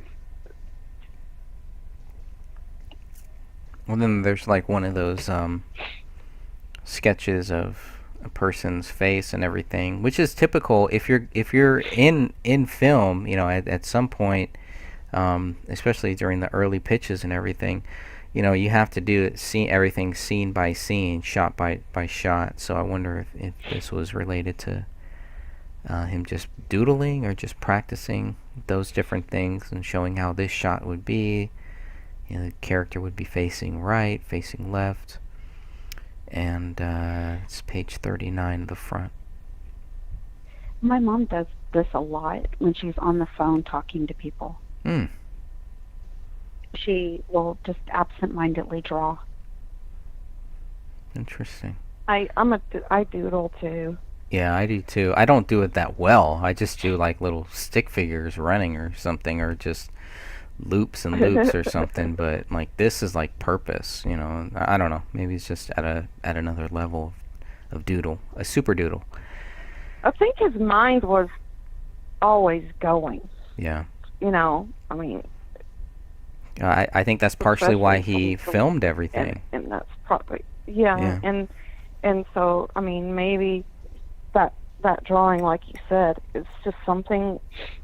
I think he had more than one thought process going on at a time, and that's probably something that he popped into his head when he was, you know, writing something down. He like another part of his brain said, "Oh, okay," and then he drew that. Yep. And then this is the back of that same page, and I think, yeah, like Sophia said, now we're getting more into Camille's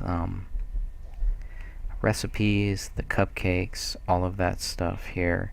So that's it for all of David's, for anything that David might have written in this notepad here. The rest is all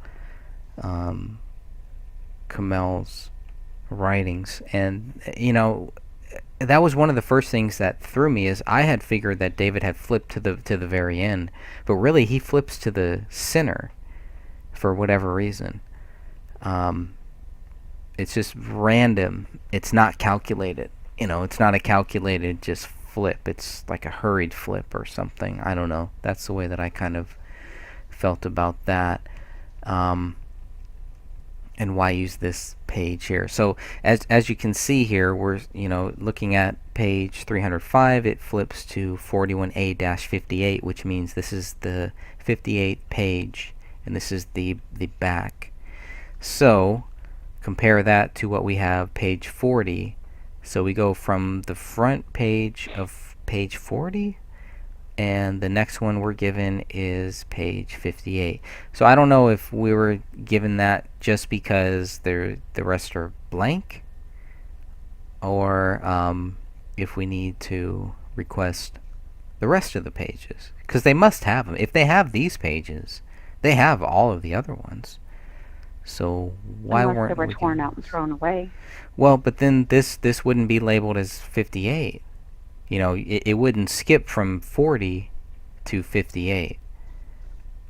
You know what I mean? So they had pages at one time.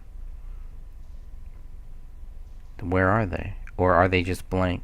That would and I mean, this felt like a data dump. This is 488 pages. That was a data dump. So It really was. I just asked for one thing, and they just sent me this whole entire file. You know, one thing that I wanted to ask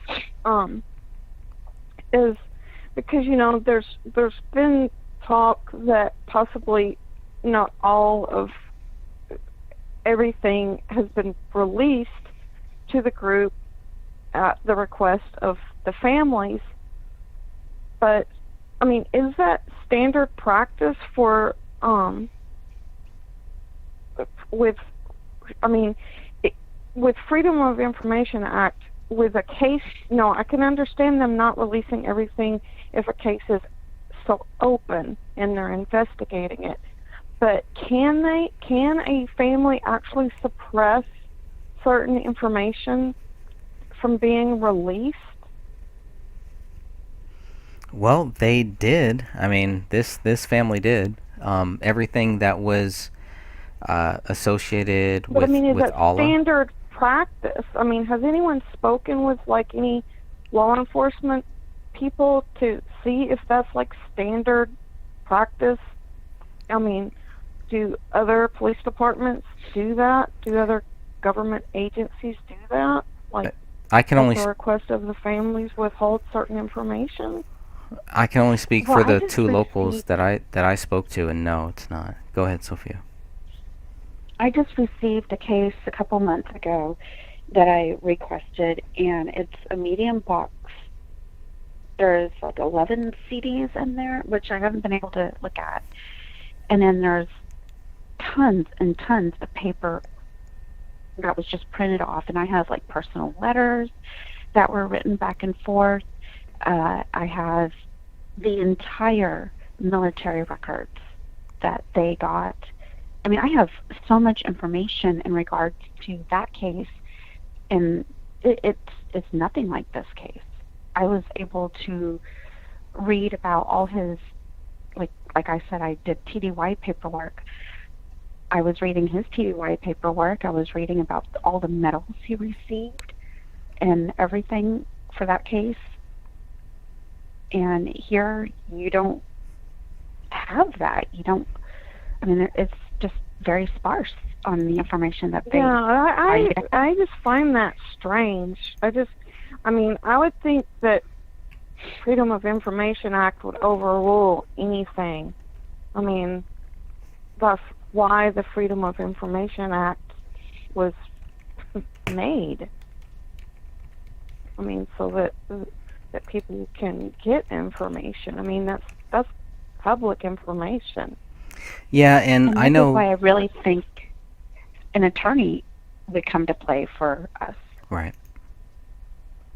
Oh Right. yeah, for sure. Because- Because I mean, that's your civil rights. And we also, I mean, I know that there are certain things that they cannot release. There's like state statutes. Any photos of Rainey, that kind of thing. They Mhm. weren't supposed to release that. It's all because of their state statutes. And I mean, Right. the only thing There are- that we've ever asked for is release whatever proves David Crowley guilty, and we were told that you've been given it. That's it. You know. So it's like, okay, well, if there's any information that has been hidden or anything that hasn't been given to us, from what we were told, it doesn't matter because it doesn't show that David Crowley is guilty. And trust me, if it did, that would be the first thing that they would give us. Well, and I would be the first person to say, okay, yeah, he did. I Right. mean, I'm a reasonable person. I wouldn't sit there and just be like, no, I mean, if there was absolute proof, I would go, okay, yeah, there's the proof. Right. But I mean, just looking at the documentaries, I mean, I just found it so weird. Like when they talked to that police chief, when the reporter asked him, he said, "Well, because they accidentally got all of the writing on the wall." and so they were asking them about that, and they asked him, well, what do you think Allah Akbar meant? And he kind of stammered and said, well, I just think that was kind of a last jab. Right. Well, what does that mean? I mean, elaborate on that. And why didn't the reporter say, well, do you care to elaborate on that? That would have been what nice. exactly does that mean? Real good reporting there. That's right. I mean, Well, that's kind of like how reporters are anyway nowadays. They just don't ask those follow-up questions. Why? There's no real Why? reporting going on anymore. It's because, I mean, such that a doesn't- slam dunk. That doesn't answer the question. Right. That doesn't make any sense. A last jab at what? A last jab at who? What? I mean, it doesn't make any sense. No, it doesn't. It definitely does not. Any other final thoughts? Anything on the notepad before we move on to the 7 major mistakes in suicide investigation? This article is fascinating, by the way. Let's do that one. This is really amazing work here. It's going to be hard. I think it's going to be hard for people to see it, unfortunately. Let me see if I can. I probably should have printed this out as a PDF or something, but let's see if I can make that. And a I'm little sorry, bigger. when I shared that, I should have warned people that there could be some bad pictures and stuff. Mhm.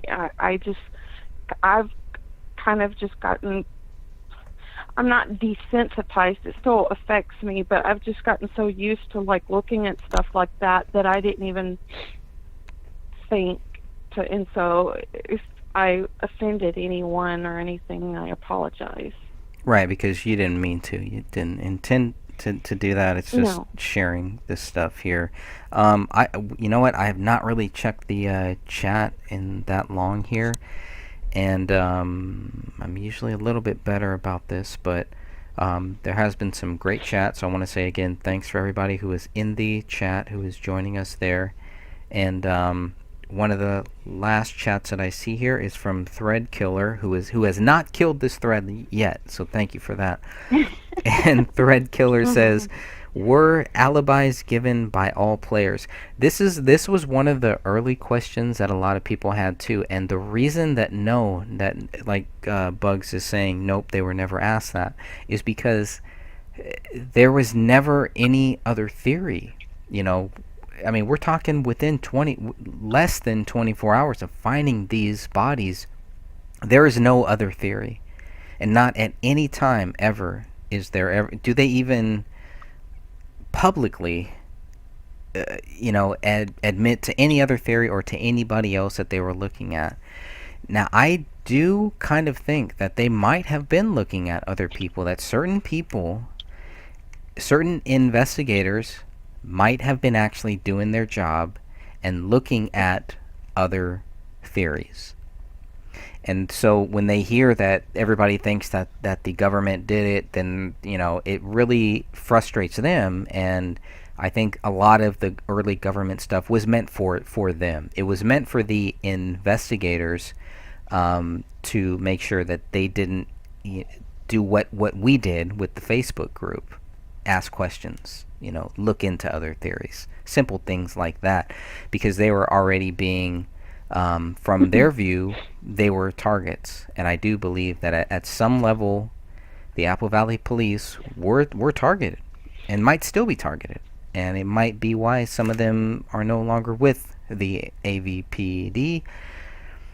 Maybe it's 100% unrelated. But there are some very good questions in there, and I will try to I'll try to keep my eyes open. The other thing is like what Dan said in one of his videos. I can't remember which one it was, but he was talking to someone that he knew that was in law enforcement, and his friend, I think it was a friend of his, and he was explaining to him that basically what he was saying, and I'm not quoting him. I'm kind of just giving the gist of what I took from what he was saying, but basically what he was told was that the police departments, they have a chain of command, kind of like the military. Right. And so even if an officer or a detective has a different running theory, if their sergeant or whoever says, no, shut it down, this is the narrative, this is what happened, then you shut it down. You don't pursue it. You don't keep going. You do what you're told. So, I mean, that is another thing is, I mean, there may have been other people that had different theories, but they may have just been told, no, that's not what happened, and the case is closed. Yep. These aren't the droids that you're looking for. There's nothing to see here. So, looking at the 7 right. major mistakes in suicide investigation by Vernon J. Gerberth, MS, MPS, homicide and forensic consultant. Definitely very interesting piece that we have here. The mistake number 1 is assuming the case is a suicide based on the initial report. If the case is reported as a suicide, police officers who respond as well as investigators automatically tend to treat the call as a suicide. That frustrates me. You know, like, why? Why would you do that? You know, you have a canvas. You have a blank canvas. Why jump there? You know, and we've talked about some of this as far as their training. And are they trained to just assume, well, this is, you know, we're just going to go with there's a suicide here. I don't know. That's always frustrated me. Well, you remember the PI, how he had like a checklist. And I'm wondering if that's what they go through too. If they have like a pre-made checklist that they just go through and check off all the boxes. Oh, I guess this is, instead of thinking for themselves, is what I'm trying to say. Mm-hmm. Yeah, it's like reading also- from a textbook. Mhm. I also think part of it is you know, obviously, I'm stating the obvious, but everyone is human. And so, depending on your personality type, some people are just more influenced by what they hear initially. You know what I mean? There are people that kind of go along with the flow, and then there are the people that are the troublemakers that ask questions like us. You know, and so if you don't have people that are serious questioners, you know, then I don't even know if that's a word, but if you don't have people like that you know, are willing to really question things, you know, if they initially hear that, if that word gets thrown out there in the air, you know, suicide, it gets thrown in the air, and it just gets grabbed a hold of, and they run with it. Yep. And this author, I'm just going to read this one little part here that is, he says, I advise the 2 officers that they were not in a position to assume anything, and that a request for detectives to respond, in fact, meant that this was a crime scene. So, little different case there, but I think that should just be common sense. Why would you assume anything? Mistake number 2, assuming the suicide position at the crime scene. And we know that because there was a dog involved, whatever we want to believe, whatever we think the dog did or did not do, there was a dog involved. There was a convenient excuse to really think that, you know what, we really don't know. We don't know if this is where the gun was found. We don't know if this is where the bodies were, or, you know, before the dog did anything. But the fact that there's no indication in any of the documents that we have that they tested to see if the dog did any of this is really odd. Really odd. Mhm.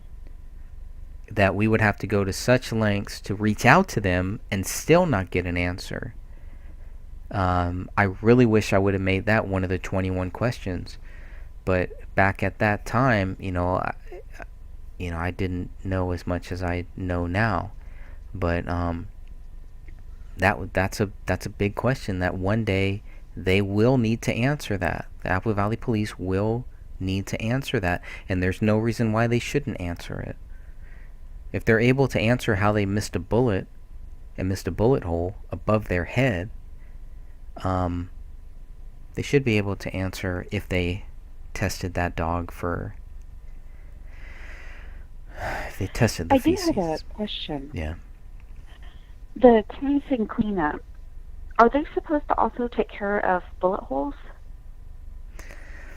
That I don't know. I mean, they also didn't see it either. Yeah, and that's why I was asking the question, because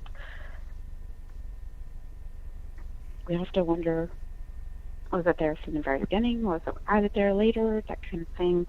If the crime scene cleanup was there and they didn't see it, if they were supposed to take care of bullet holes, I don't know.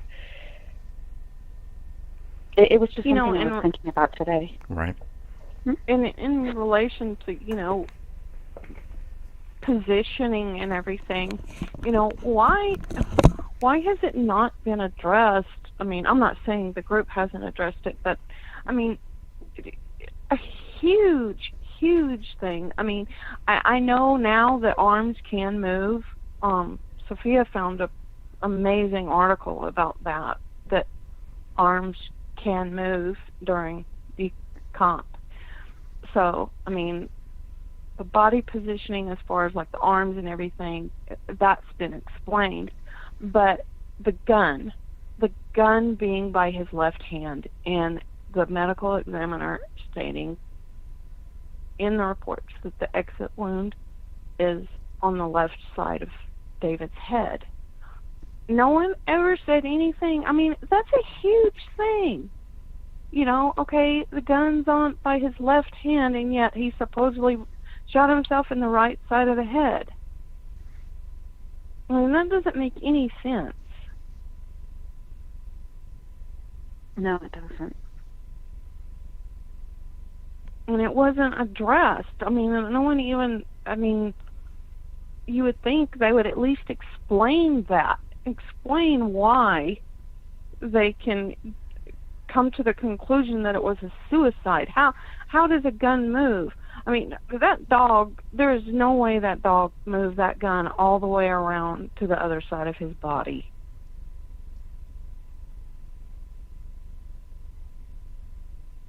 Where, at least where it supposedly was found, because it seems like it was in too perfect of a place.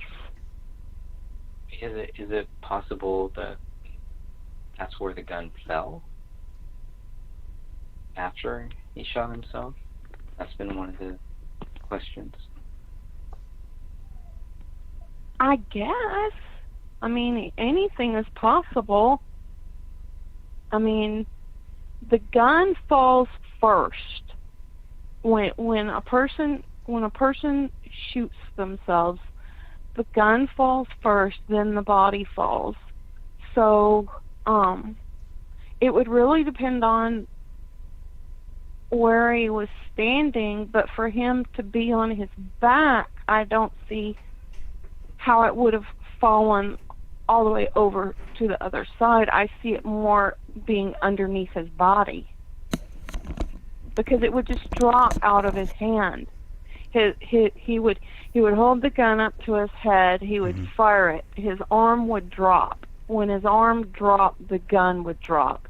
So that would mean the gun would have to bounce. The chances of the gun bouncing on a rug all the way over that way past his body, I would think, would be remote. I mean, I'm not saying it's impossible because I'm not a forensics expert, but from what I have studied, the gun drops almost instantly because you lose control of your body. So the hand drops, the gun drops, the body drops. Now, So it would more likely be under his body. And speaking of the way that his body drops, there's David's body is weird because he's in a crucifix, and his right hand is gone. It's missing. Half of his head is missing when we were told most of his head was missing. I don't know if that's accurate. But his left hand, the way that his left hand is very strange, and the symbolic hand gesture, that the hand is making, is very, very strange too. The fact that the dog did not choose to eat that hand, but ate the other one. It's just on and on and on. He didn't go after. Well, he didn't even go after the toes. And the other thing, if anyone is sensitive, stop listening for a second. But the other thing is, they were all shot with the same caliber bullet. David's head was gone. Kamel's gone. Ranny's intact. Went through her head. The bullet went through her head. That's what it looks like, right? And yet but the not dog didn't go after her body. Didn't go after her head. Just her arm.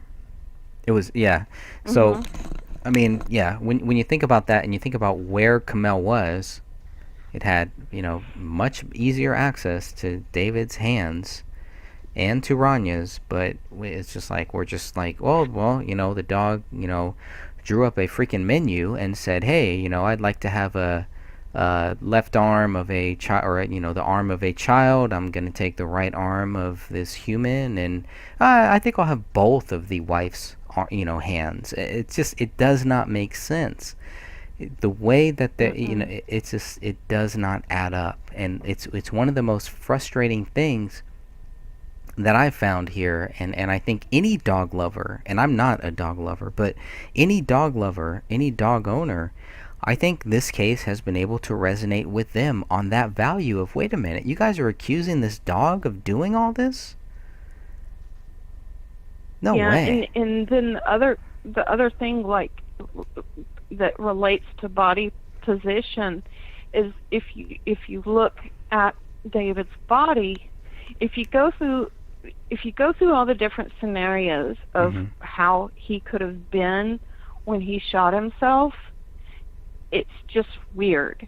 Because if he were standing, he would have had to, and I am repeating myself, I've talked about this in other conference, but if, in case anyone hasn't heard, if he were standing, he would have had to have been crushed up against the couch in order to fall in the position that he fell in.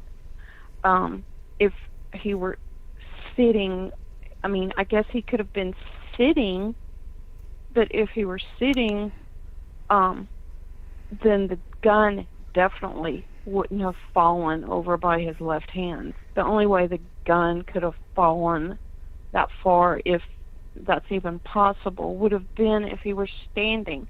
And why would he stand there and do that? It's just a weird position. Yep. Mistake number 3, not handling the suicide as a homicide investigation.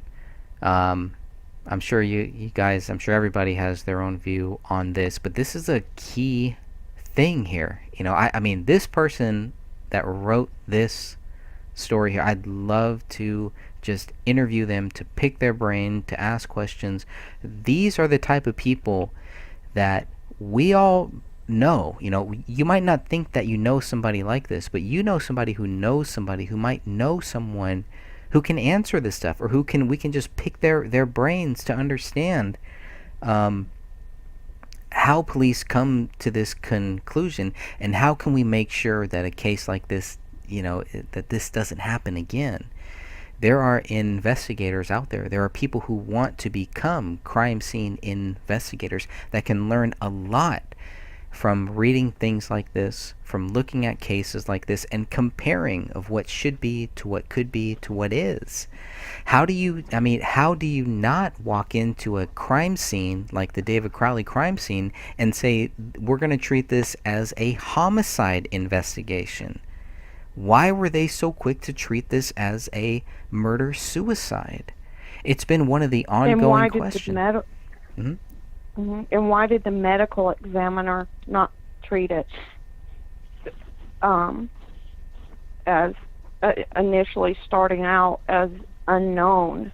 You know what I mean? Like, you can tell that they just went with the narrative that the police told them, and the detectives were present for the autopsies. There were a couple of them present. So, I mean, I don't think that even the medical examiner really looked at it with a clean slate, so to speak, and kind of connected the dots based off of what they found. I think they were just kind of going through the autopsy to prove the narrative.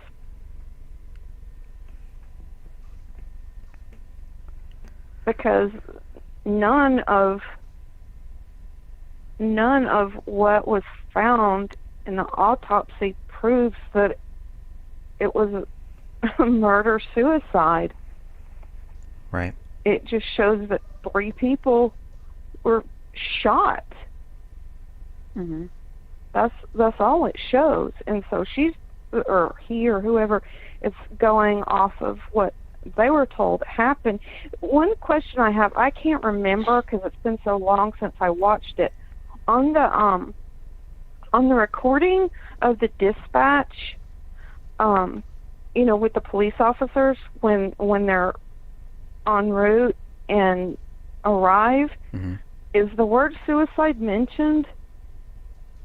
Well, that's a good question. I don't think so, but it sounds like the one that we have, at least the one that I have, is chopped up.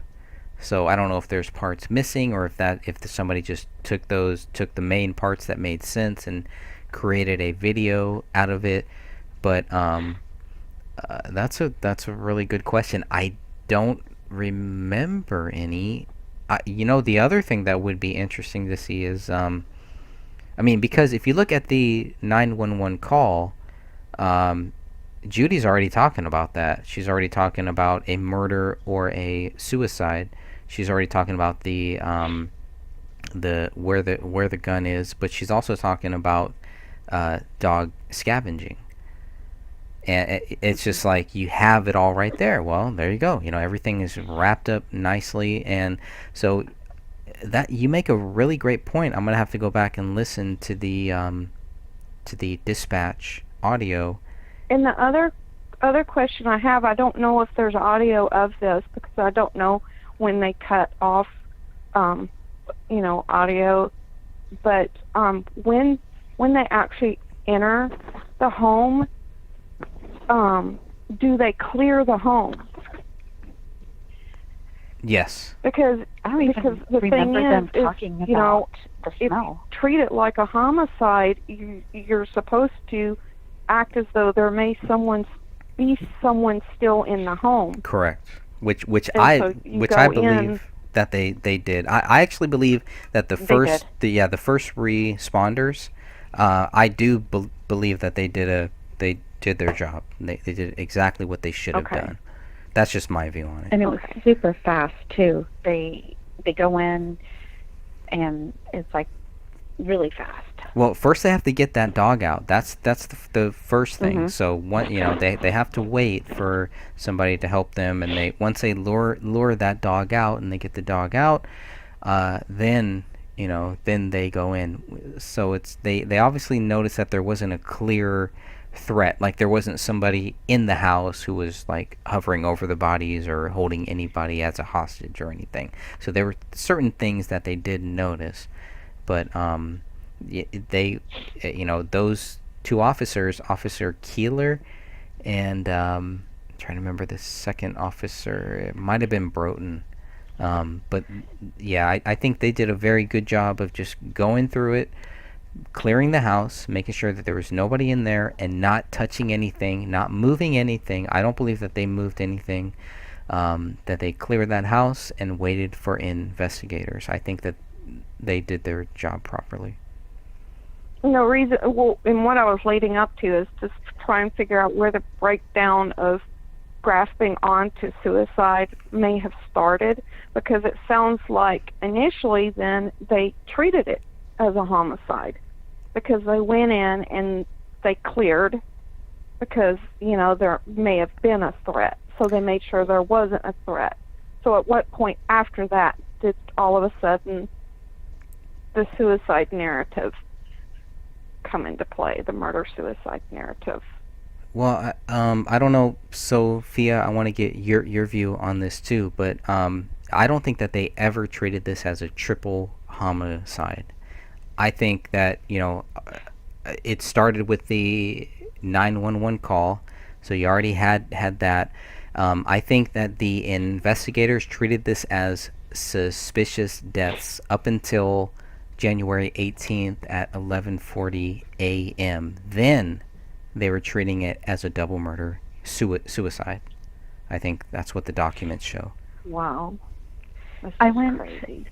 back and looked at the initial search warrants, and even then, they don't say that they're treating it as a suicide, but they're Oh. really not even saying that it's a homicide either. Like that, they're just saying suspicious deaths, and that they're taking evidence from the house, but they really don't say that it clearly that it was either a suicide or triple murder.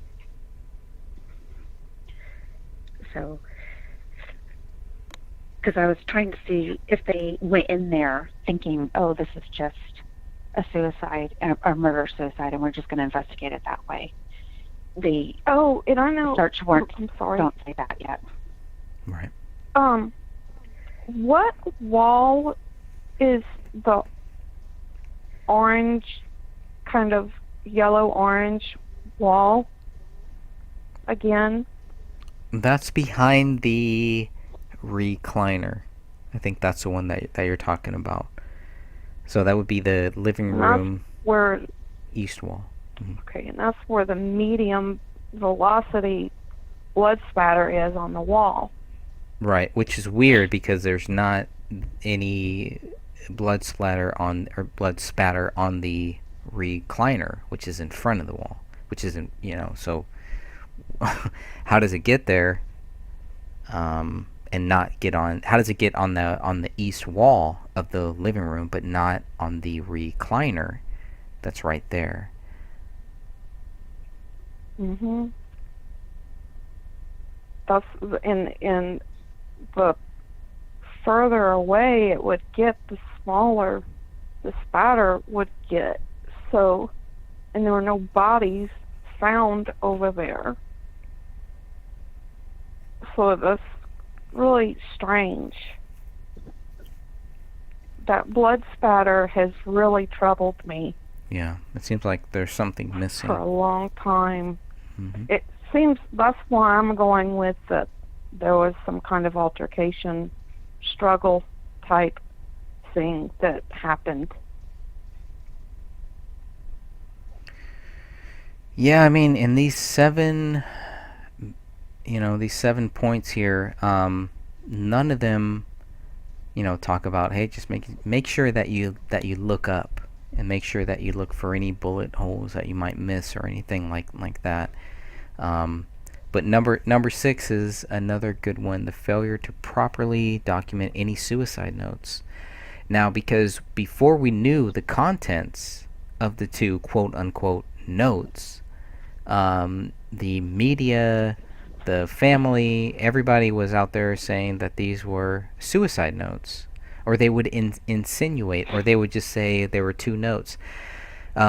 Mason Hendricks is one of the only people that really said that these are two notes and they don't mean anything. Now later he might change his story after that, but he was quoted as saying that these two notes do not explain anything.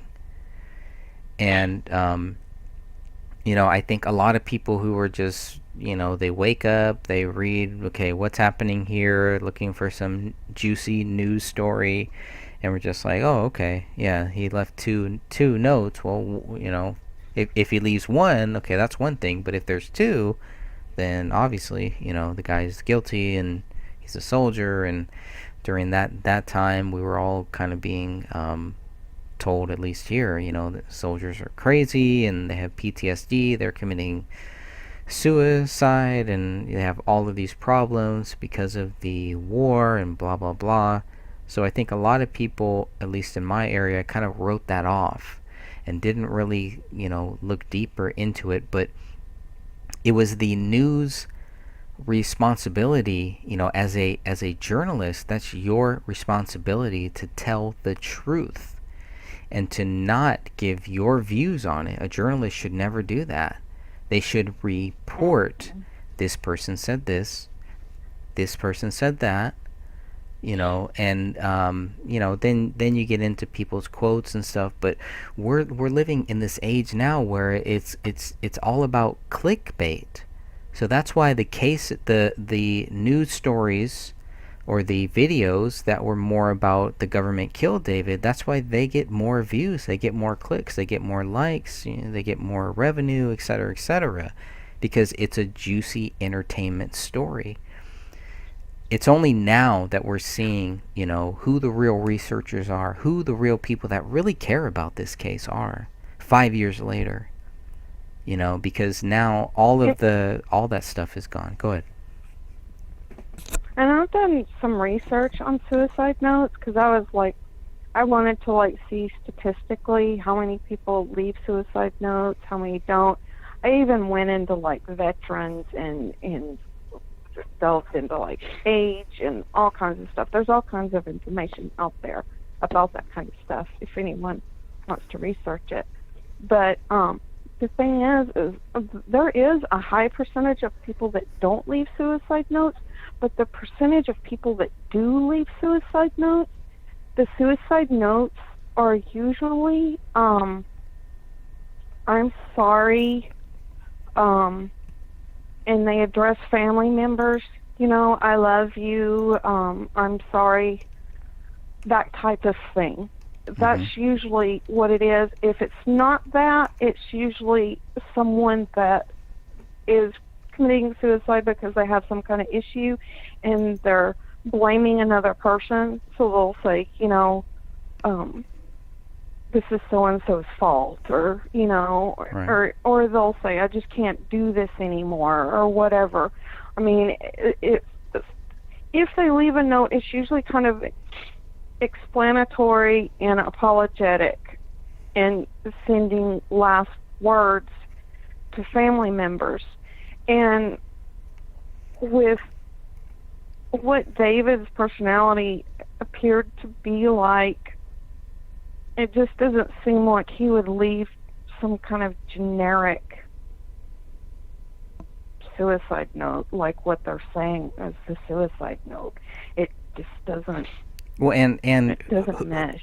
who leaves two of them, right? And then if you count Exactly. the I've writing, I haven't come across that. No. and then if you count the writing on the living room wall, that's 3 notes Mhm. in 3 separate rooms.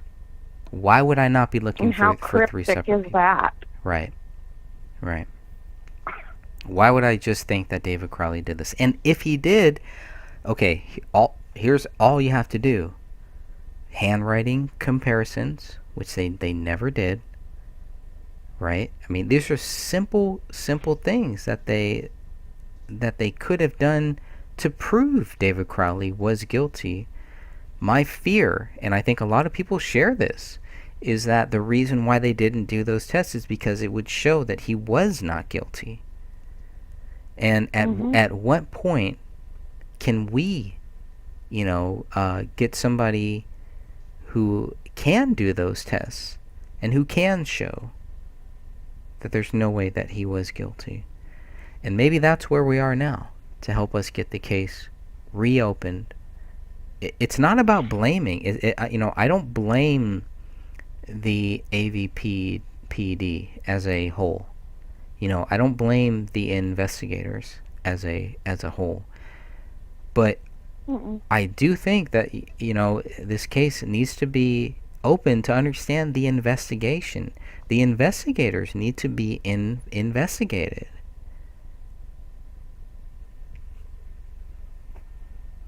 For sure. I agree. So I was looking at this movie, Soaked in Bleach, which is the whole, the Kurt Cobain thing. It's a great film too, and it was one of the films that I watched, and there's similar things here too. So I was just looking back into that, and it just goes back to the whole suicide notes. I mean, it's just, these aren't suicide notes, and Sidra Kamel's sister and I completely disagreed. She thought they were suicide notes, and I don't. It's funny that you mentioned Soaked in Bleach, because I lived in Olympia, Washington when that happened, and I lived there when Nirvana was coming up, and I lived 2 blocks away from where Kurt Cobain lived, and I know other people that knew them even better, and that suicide note,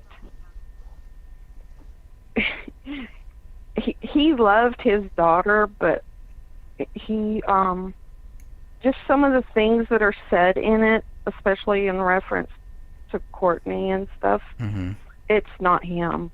It's not him writing that, because that's not how he felt. I mean, based off of what he expressed to other people. Right. And she definitely, I mean, I'm not gonna cast any stones or anything like that, but yeah, that's been in question since it happened. I mean, especially around there, the consensus was he didn't do that. He wouldn't have done that because of his daughter. Right. And that kind of goes into play with the same thing. I mean, I really just don't see. I mean, you can see just in pictures and video his interaction with his daughter. David, I just don't see how he would be able to bring himself to do that. He loved her. They were so close. They were so close. He adored her. I was watching a live stream with David in it, and he was just very fatherly with Rainey, and it was really interesting to see, because so many people, I mean, even with other people on the set, he was really on point with them and open and stuff, and it was nothing like how the documentary portrayed him. He was the exact opposite of that. He wasn't egotistical in that live stream that he had put on. He wasn't overbearing. He wasn't a hothead kind of person. It just seemed like they were all together. They were focusing on this scene it was the one where they were getting ready to the night raid with all the kids and everything. Yep. That's the live stream that I'm talking about. Yeah. And Yeah, That and was she's the saying, opener. watch, Daddy, and he takes the time to stop and acknowledge her. He doesn't say, go away, I'm trying to work. He stops what he's doing and he acknowledges her. She's laughing and she's saying, watch, Daddy, watch. And it just seems, and if he were in any way abusive or anything, I don't think she would have that type of rapport with him. She was so excited. Watch, Daddy. It's just typical little girl with her daddy. Well, I'm not And sure. I'm not sure if both of you are talking about the same video. Because the one that Sophia is talking about, I believe that's the one where actually Rania was in that scene, and she was one of the children that was being dragged out of the house, and they were told to scream. She was an actor, so I don't know if we're talking about the same. yeah, we're talking about Are you? different ones. Okay, okay. I'm talking about the clip that they showed In when the. they were actually going to do that live Oh, stream. okay. Oh, okay. That's on the Gotcha. documentary. They're preparing for that live stream. Oh, okay. I think I need to go back and watch the documentary. It's in the documentary. Yeah, I got to go back and watch it. Yeah, because they're prepping for it, because it's right after he's like talking to all of the kids and stuff, and like what I was talking about before. But and he's talking to other people and everything, but she's jumping up and down, and they actually added that to the documentary, and that's the one thing in there that does contradict the picture that they're trying to paint of him. Because a lot of parents, if they're working on something like that, they would be quite dismissive, with their kids. Hang on, wait a minute, I'm trying to do something, go over there. I'll talk to you in a minute, stop interrupting. But, even though he was doing something that was important, he paused and acknowledged her. And that kind of stuff, if you look at, like, human behavior and communication and stuff like that, that really says a lot about him. Yep. I really do encourage the audience to go and try to find any live streams that David did or any of his other work, like on the YouTube channel Hothead Productions, because you get a completely different picture of David. And just don't go with just a documentary where they picked and choose what you were spoon-fed. All this other stuff, you take that into account, the live streams, his other work, and then the research information that we have been discussing. You can find all the files in the group. I've been adding everything that wasn't there, and you'll easily see that David is not the person that people have said he was. Yep, and I'm just looking at their channel now. I know we've talked about some of their stuff and some of their videos, and I know the Silence of Self movie, that's really, that's, I want to save that one for another day, I think, possibly, but, But mhm. that movie right there could have given them the idea to sell David off as crazy. Should I play it's a 4-minute clip. I could try to play this unless YouTube censors me. I don't know. No, they'll censor the video afterwards. You think so? Don't risk it. All right, we'll go to the Hothead Productions, and you'll see that. And in that video, in this video right here, you will see David. David's in it. David's brother is in it. Mitch Heil is also in it too. So it's a very creative video, is what I would say. And 9 years ago. So I mean, he was definitely on to something. So They They even use Allison in one of the videos. Is titled "The Bitch," and she's a newscaster. Yeah, I see that one here. For the bitch. Yes. Interesting. Very interesting stuff. Well, let's see. Okay, so going back to number 7, the failure to take each factor to its ultimate conclusion.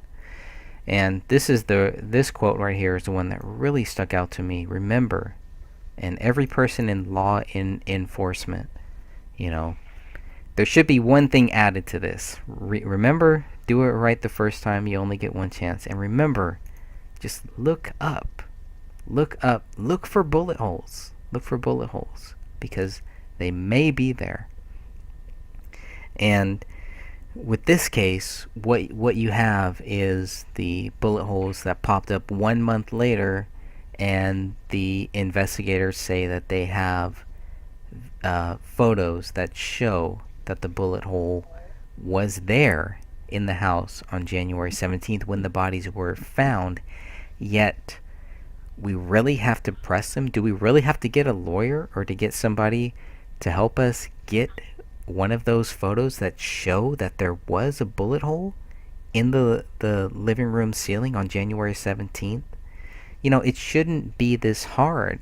Are they trying to make it this difficult so people will just get, not bored, but because people have other things going on too? There's so many other cases.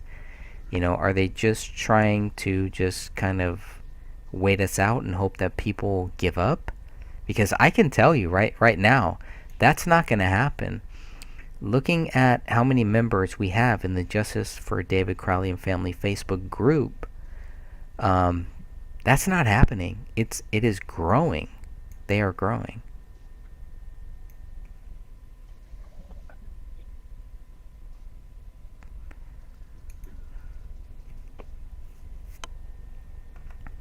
Anything else on this?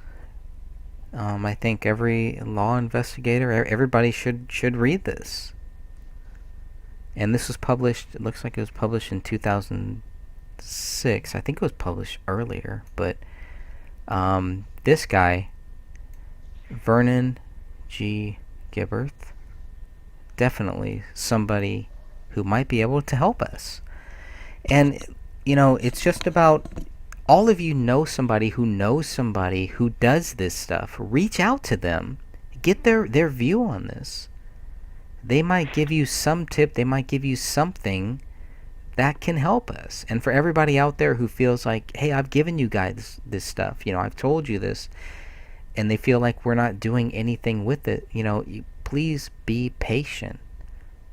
Just be patient with us, because, a lot of this stuff is new to me. So I got to catch up on this. I got to understand what I'm looking at here. And, there are many patient people. And so I'm very thankful for everybody who is looking into this case and who has taken the time, some time, to try to help us and to give us tips. And I know we have people out there that are frustrated that they have worked hard on this case and they don't see progress. But, progress is measured in very different ways. Don't measure the progress of this case on an entertainment value. Don't measure the progress of this case based on if it's on a TV show or based on how many people know about it or how famous this case is. Base the progress on the documents and what we are doing to help get the case reopened. Let's stay focused there, because that's where the real focus is.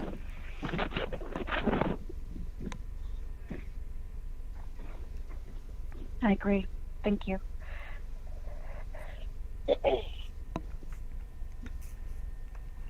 Any final words? Oh, they were talking about what rapture is and stuff. Oh, I okay. guess So let's go to the rapture comments. thing. Okay. And I put in a definition. This was just one of quite a few that came up. And unfortunately, because we have like a character limit. I could only put just a little bit in there. So, definition of rapture: an expression or manifestation of ecstasy and passion, a state of experience of being carried away or overwhelming emotion. And there's others too, but Sure. there's lots of different meanings for what it is. It's not just one. Well, I mean, to a Christian, right? And it's going to mean something totally different. So when they're talking about being raptured, that was a big thing that stuck out to me. It's like, wait a minute, you guys are Christians. What are you talking about? You can't be raptured, but you're still here. So it was almost like they were kind of like, at least from my view, it's like they weren't serious talking about a rapture. They were documenting whatever they were going through and whatever Kamel said. A mystical experience here, a mystical experience in which the spirit is exalted to a knowledge of divine things. I don't know, that kind of seems to fit what Kamel was trying to explain.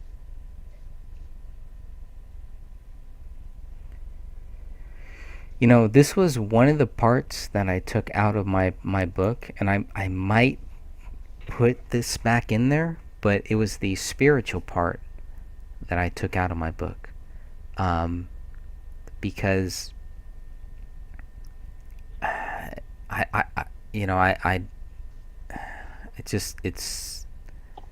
I don't understand where they're coming from, where they're talking about this stuff, where they're talking about the rapture. Are they talking about the same rapture that we're talking about, that as Christians, what the rapture is?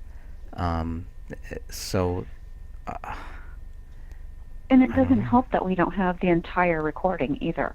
We only have a bit of it. So it's taken out of context. right. I mean, also, I mean, this is just a thought I have, is because she also talks about looking for him for a long time and not being able to find him and not being able to find Rania and stuff like that. And I wonder, because she converted to Christianity, from being, a Muslim, could she have been possibly conflicted, like afraid, like of being disconnected from them in the afterlife if she made the wrong decision? You know what I mean? Kind of like salvation is kind of like what I'm referring to, and I'm not stating any of my personal beliefs, but what I'm saying is, I just wonder if maybe she's kind of going through, okay, what if this is right and what if this is wrong, or what if this is wrong and what if this is right, and because he believed one thing and she had converted, but could she have been having some kind of crisis of faith and being afraid of not being with them? Yeah, I don't know. I mean, when I listen to what she's saying, to the transcripts of what she's saying and talking about the rapture and all this, to me it has nothing to do with Christianity. They're No, yeah. the existentialism and Yeah, they're saying, okay, we're Christians, but we're also going to look outside of Christianity. And I think that's where the big problem came. I think they might have let some things in and might have been looking into things that they, as Christians, you should not be looking into, because you're more vulnerable. And really, if you've already converted into Christianity too, it's like, but at the same time, I've been trying to understand how Kamel and her family, how they were raised. If they were raised on a military base, and a U.S. military base in Saudi Arabia, that could be a strong Christian base there, possibly. Because you're in the enemy zone. You're in the territory there that is like, whoa, how are we going to be Christians here? And especially if you're from Pakistan, and there's so much that goes into that I guess we could sit here and speculate. The thing that I know is that God knows for sure. And so, Yeah. I never want to say that somebody who claims that they are a Christian isn't.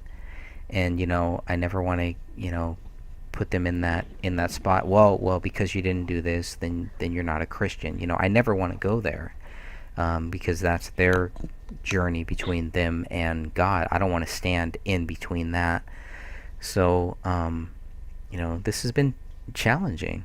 It's been a very challenging case when it comes to the spiritual stuff here, because I have very strong views, and I do think that there are strong indications here of some paranormal stuff, and that's hard to talk about, and a lot of people don't want to talk about. I mean, I would think that if you wanted to make people look crazy, you would accuse them of that instead of accusing them of being a part of the government killed him. You would say, oh, well, there were demons or something like that. You know what I mean? But as a Christian, the demonic aspect is something that I take seriously. Doesn't mean that it's true, but I take it seriously. But that's one reason why I think that she may have been conflicted, because she even says, I don't know, am I going crazy? Right, because of her scientific mind. And yeah, so her scientific mind. So it's like her rational mind, but I mean, she may have just had way too many different belief systems going, at one time, and was kind of meshing them together, and then she did actually kind of feel like she was going crazy because she was having different thoughts about things. It seems she was definitely in some kind of crisis of faith. It seems to me like, I mean, even if she was a Christian, like you said, if she was a Christian and she was dabbling in something else, if both of them were dabbling in something else, I mean, that's just great ammunition for getting attacked. And I mean, I know everyone may not believe the same thing, but I mean, my personal beliefs, I'm a Christian, and I do believe, in attack, and so I mean, it's just the perfect feeding ground for something like that. I'll put it that way. Mm-hmm. That's a great way to put it. Any final thoughts she here? Very well Anything could have here? been seeing that stuff. I think she was. I mean, because it wasn't like she was just hearing something; she felt something. Yeah. And then we have her sister, and her sister's footage about this was taken out of Eric Nelson's sloppumentary. It might not have been a sloppumentary if they would have kept Kamel's family side in this, because to me, that's where the paranormal stuff is. That's where all of that comes from, where you have, a clear case where Kamel's sister is saying, man, there was something there. There was something in that house, not in the Crowley house where they died, in a place that they lived before that. And, she had said that up until that point, she did not believe in demons, ghosts, anything like that. But after she saw it for herself, she did. And I was really frustrated that part of the sloppumentary was taken out. Because, see, Yeah. they wanted to Go ahead, keep I'm that sorry. in. No, please. I want to get your comments on this too, but they wanted to keep that in because I think that Eric Nelson, and I'm just guessing, I don't know what his motives are or anything, but I think that the reason they wanted to keep that in was to make Kamel look crazy. They were going to use that type of stuff to make her look crazy, when, to me, it makes her look credible, and it makes everything that happened, it makes sense from a spiritual point. Okay, we're not talking about, just a regular thing. We're talking about the supernatural. We're talking about the paranormal here. And I think a lot of people in the alternative media and a lot of people in the truth, quote unquote, movement, they don't want to go there because they know it's going to turn people off, and they know it's going to hurt them. It's going to hurt their business. And that's Well, a I know it's problem. going to drive you crazy, but I think you actually should keep that aspect in your book.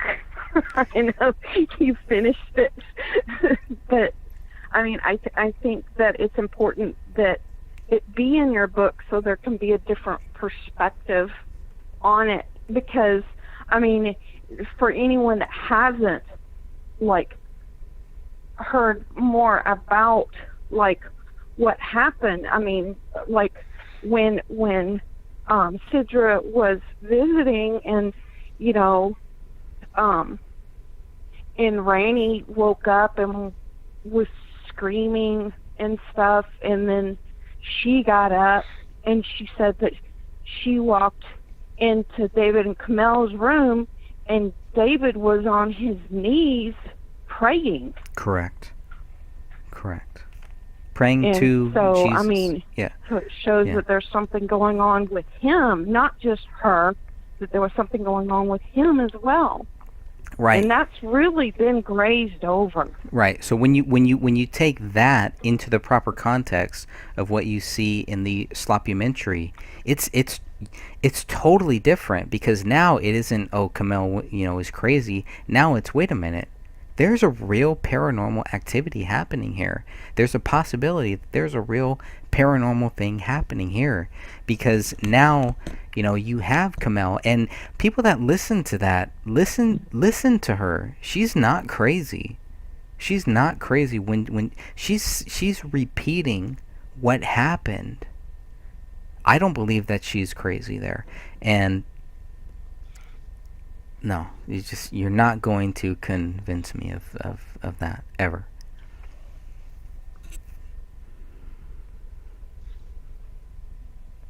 Well, and there are people that may not have been directly associated with them, but kind of close to them, that were into Satanism. Oh yeah.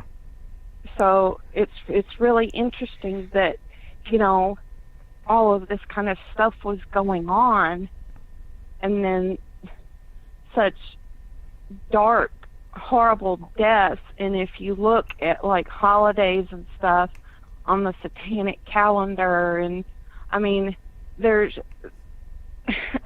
think there could have been more than one thing in play, but it's really scary. I mean, if you really start looking at it, if you open your mind up, even if you don't believe in that kind of stuff, because I mean, you don't necessarily have to believe in it to believe that other people believe in it, and that they may act based upon their belief systems. And I mean, if you really start looking at it and looking at different players and stuff like that, it becomes, like, very, very interesting. That's right. That's right. And I just want to see if anybody here has any final words here before we shut this down here. I think we've gone about 2 hours 45 minutes. So hey, we've been doing really, really good. If anybody, Sophia, do you have any final words? I know you're working on a lot. I know you're researching a lot. Anything you want to say here to maybe even, I know we're going to come back here maybe in another week or so and do another conference call. Anything you want to say here right now before we shut this thing down? No, nothing right now that I can really share. I mean, just, you're right, I am working on quite a bit of stuff, but that will come out in future videos. But Oh, and your thing on graphology was amazing. thank you I so mean, much. Thank you for working so hard on that. I know how hard you've been working, and it's amazing. I appreciate it. I'm also trying to work on David's right now, his handwriting, and it's taking a while, but I'm hoping it'll have a different, because I won't be comparing and contrasting this time, so it'll be easier for the slideshow and everything. That's great. When will your book be ready for us to get? I'm hoping, I really want to shoot for November late.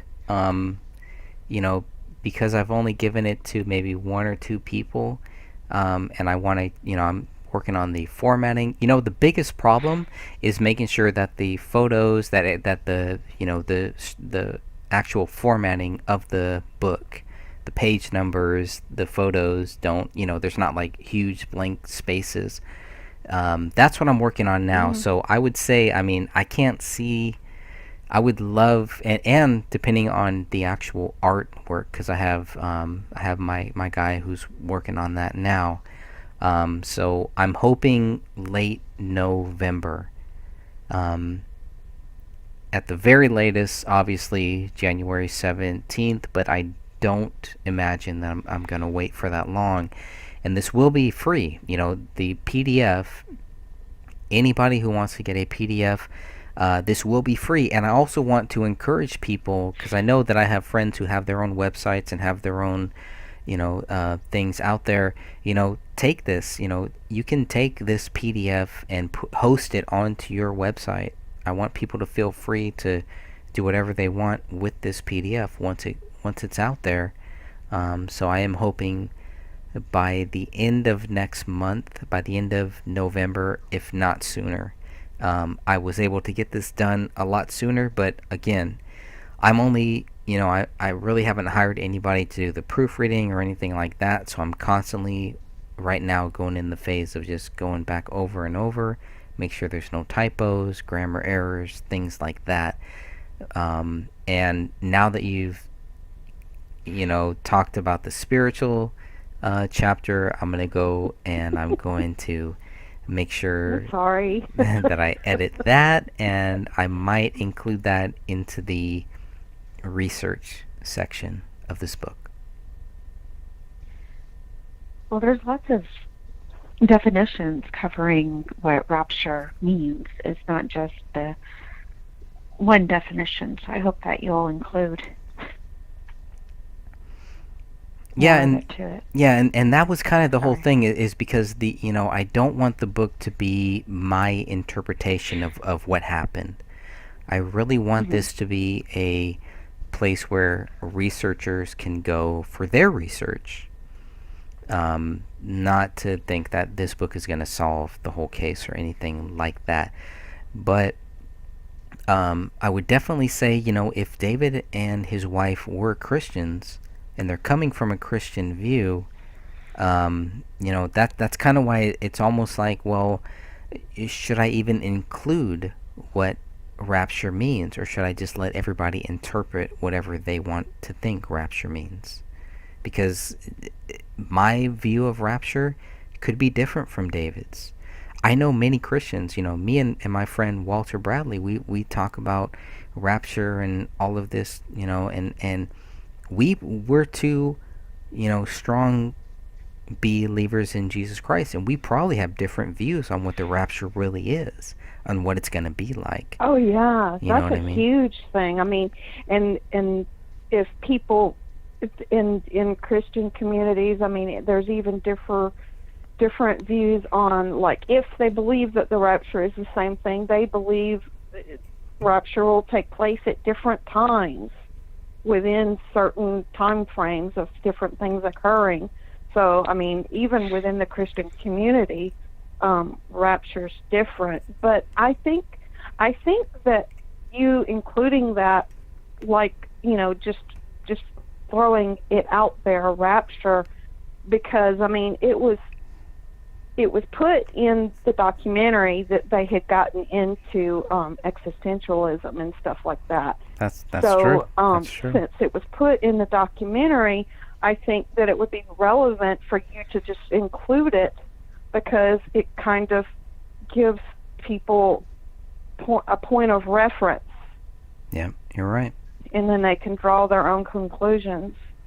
Yeah, and that's you know, one of the things, because I know we've had, I think Donna, I think it was Donna, somebody had actually transcribed some of that stuff.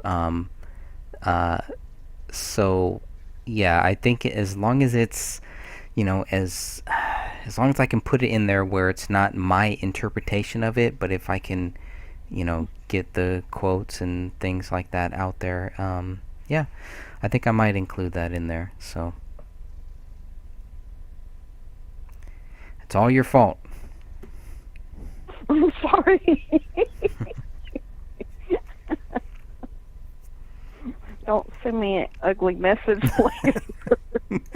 Why would you? Yeah, the paranormal stuff is all Christy's fault. How Yeah. could you do that? Blame it on Christy, pretty much. But no, no, it is relevant. I mean, it really is, and I know there are people, you know, that don't want to talk about that stuff, and that's fine. You know, if you don't, and I don't care if people, you know, think that because we're talking about it that we're not credible. Obviously, I don't care anything about my credibility or anything like that. You know, I want to give people as much information as possible. So I think that you're right. You know, it's somewhere in that book. You know, what is said, what happened, it should be documented. That's it. Yeah, and because it's really interesting too, because, you know, spirituality also comes into play with, like, the direction that David may have been planning on taking Correct. a Gray State. Correct. You know what I mean? Yeah. So, I mean, there really is a lot to do with the spirituality aspect of it, because I think that I think one thing, people do kind of avoid going in that direction because, unfortunately, they don't want to put people off or lose an audience, so to speak. But I think the fact that he actually said on, I can't remember who it was. Was it Jason that shared that podcast that he had done? Or no, not Jason. Who was it? I can't remember who it was, but it was the podcast that he did, and he was talking about it, and they asked him if he was any relation to Aleister Crowley, Right. and he kind of just sat there. But then he actually himself alluded to the fact that he may actually take it in a more spiritual direction. Correct. So, I mean, all of that could have a lot of bearing on things Yep. It if could. other people didn't want him going that direction. That's right. All right. I'm going to shut this down here. I want to thank everybody for joining us. Okay. Everybody in the chat. I know there were a lot of chats that we did not get to, a lot of things that we did not get to, but I want to make sure that we come back here, and we will have some updates here in the very near future, and we'll just make sure that we keep this case going. So I want to thank everybody here, and God bless you all. You too. Have a good night, everybody. You too. All right, and until we meet again, All right. thank you all for joining us here on the Gray Stage, the YouTube channel. This is where we're going to have all of our newest live stream feeds. Had some issues with my other channel, and I'm going to work all of that stuff out. But I do want to make this channel, it is dedicated to this case. We're going to think about creating a podcast that is for this case. I don't know if it's going to be a weekly, at least a monthly podcast, but it will be dedicated to this case, and I want to make sure that we keep this case going until we are able to get a real investigation, until we're able to get somebody who can actually get the case reopened. If any of you know anybody, please talk to people. Just tell them about this case. Make it a casual conversation. You don't have to tell them everything about this case. You pick their brains. Pick people's brains about this case. Ask them, hey, what do you think about this? What do you think about a case where the police walk into a house, they leave the crime scene, and they do not see a bullet hole above their head? Every officer, every person in law enforcement that I have talked to has a problem with that. For whatever reason, the Apple Valley Police Department do not have a problem with that. You can have detectives involved in this case that will say that, hey, I saw the bullet hole. I saw it, but I don't know when. You don't know when you saw a bullet hole above your head? You were inside of this house during an investigation, and you don't know when you saw this bullet hole? Are you kidding me? No. So things like that, simple things like that, just bring it up. Again, it's not about attacking the investigators. It's just about making sure that a proper investigation is done in this case. And that's where we are today. So I want to thank everybody. Thank you for joining us here. And we are out. Today is October 4th, 2019. I want to thank you all, and we will be back here within another week or so. God bless you all. Keep marching. Truth is marching on.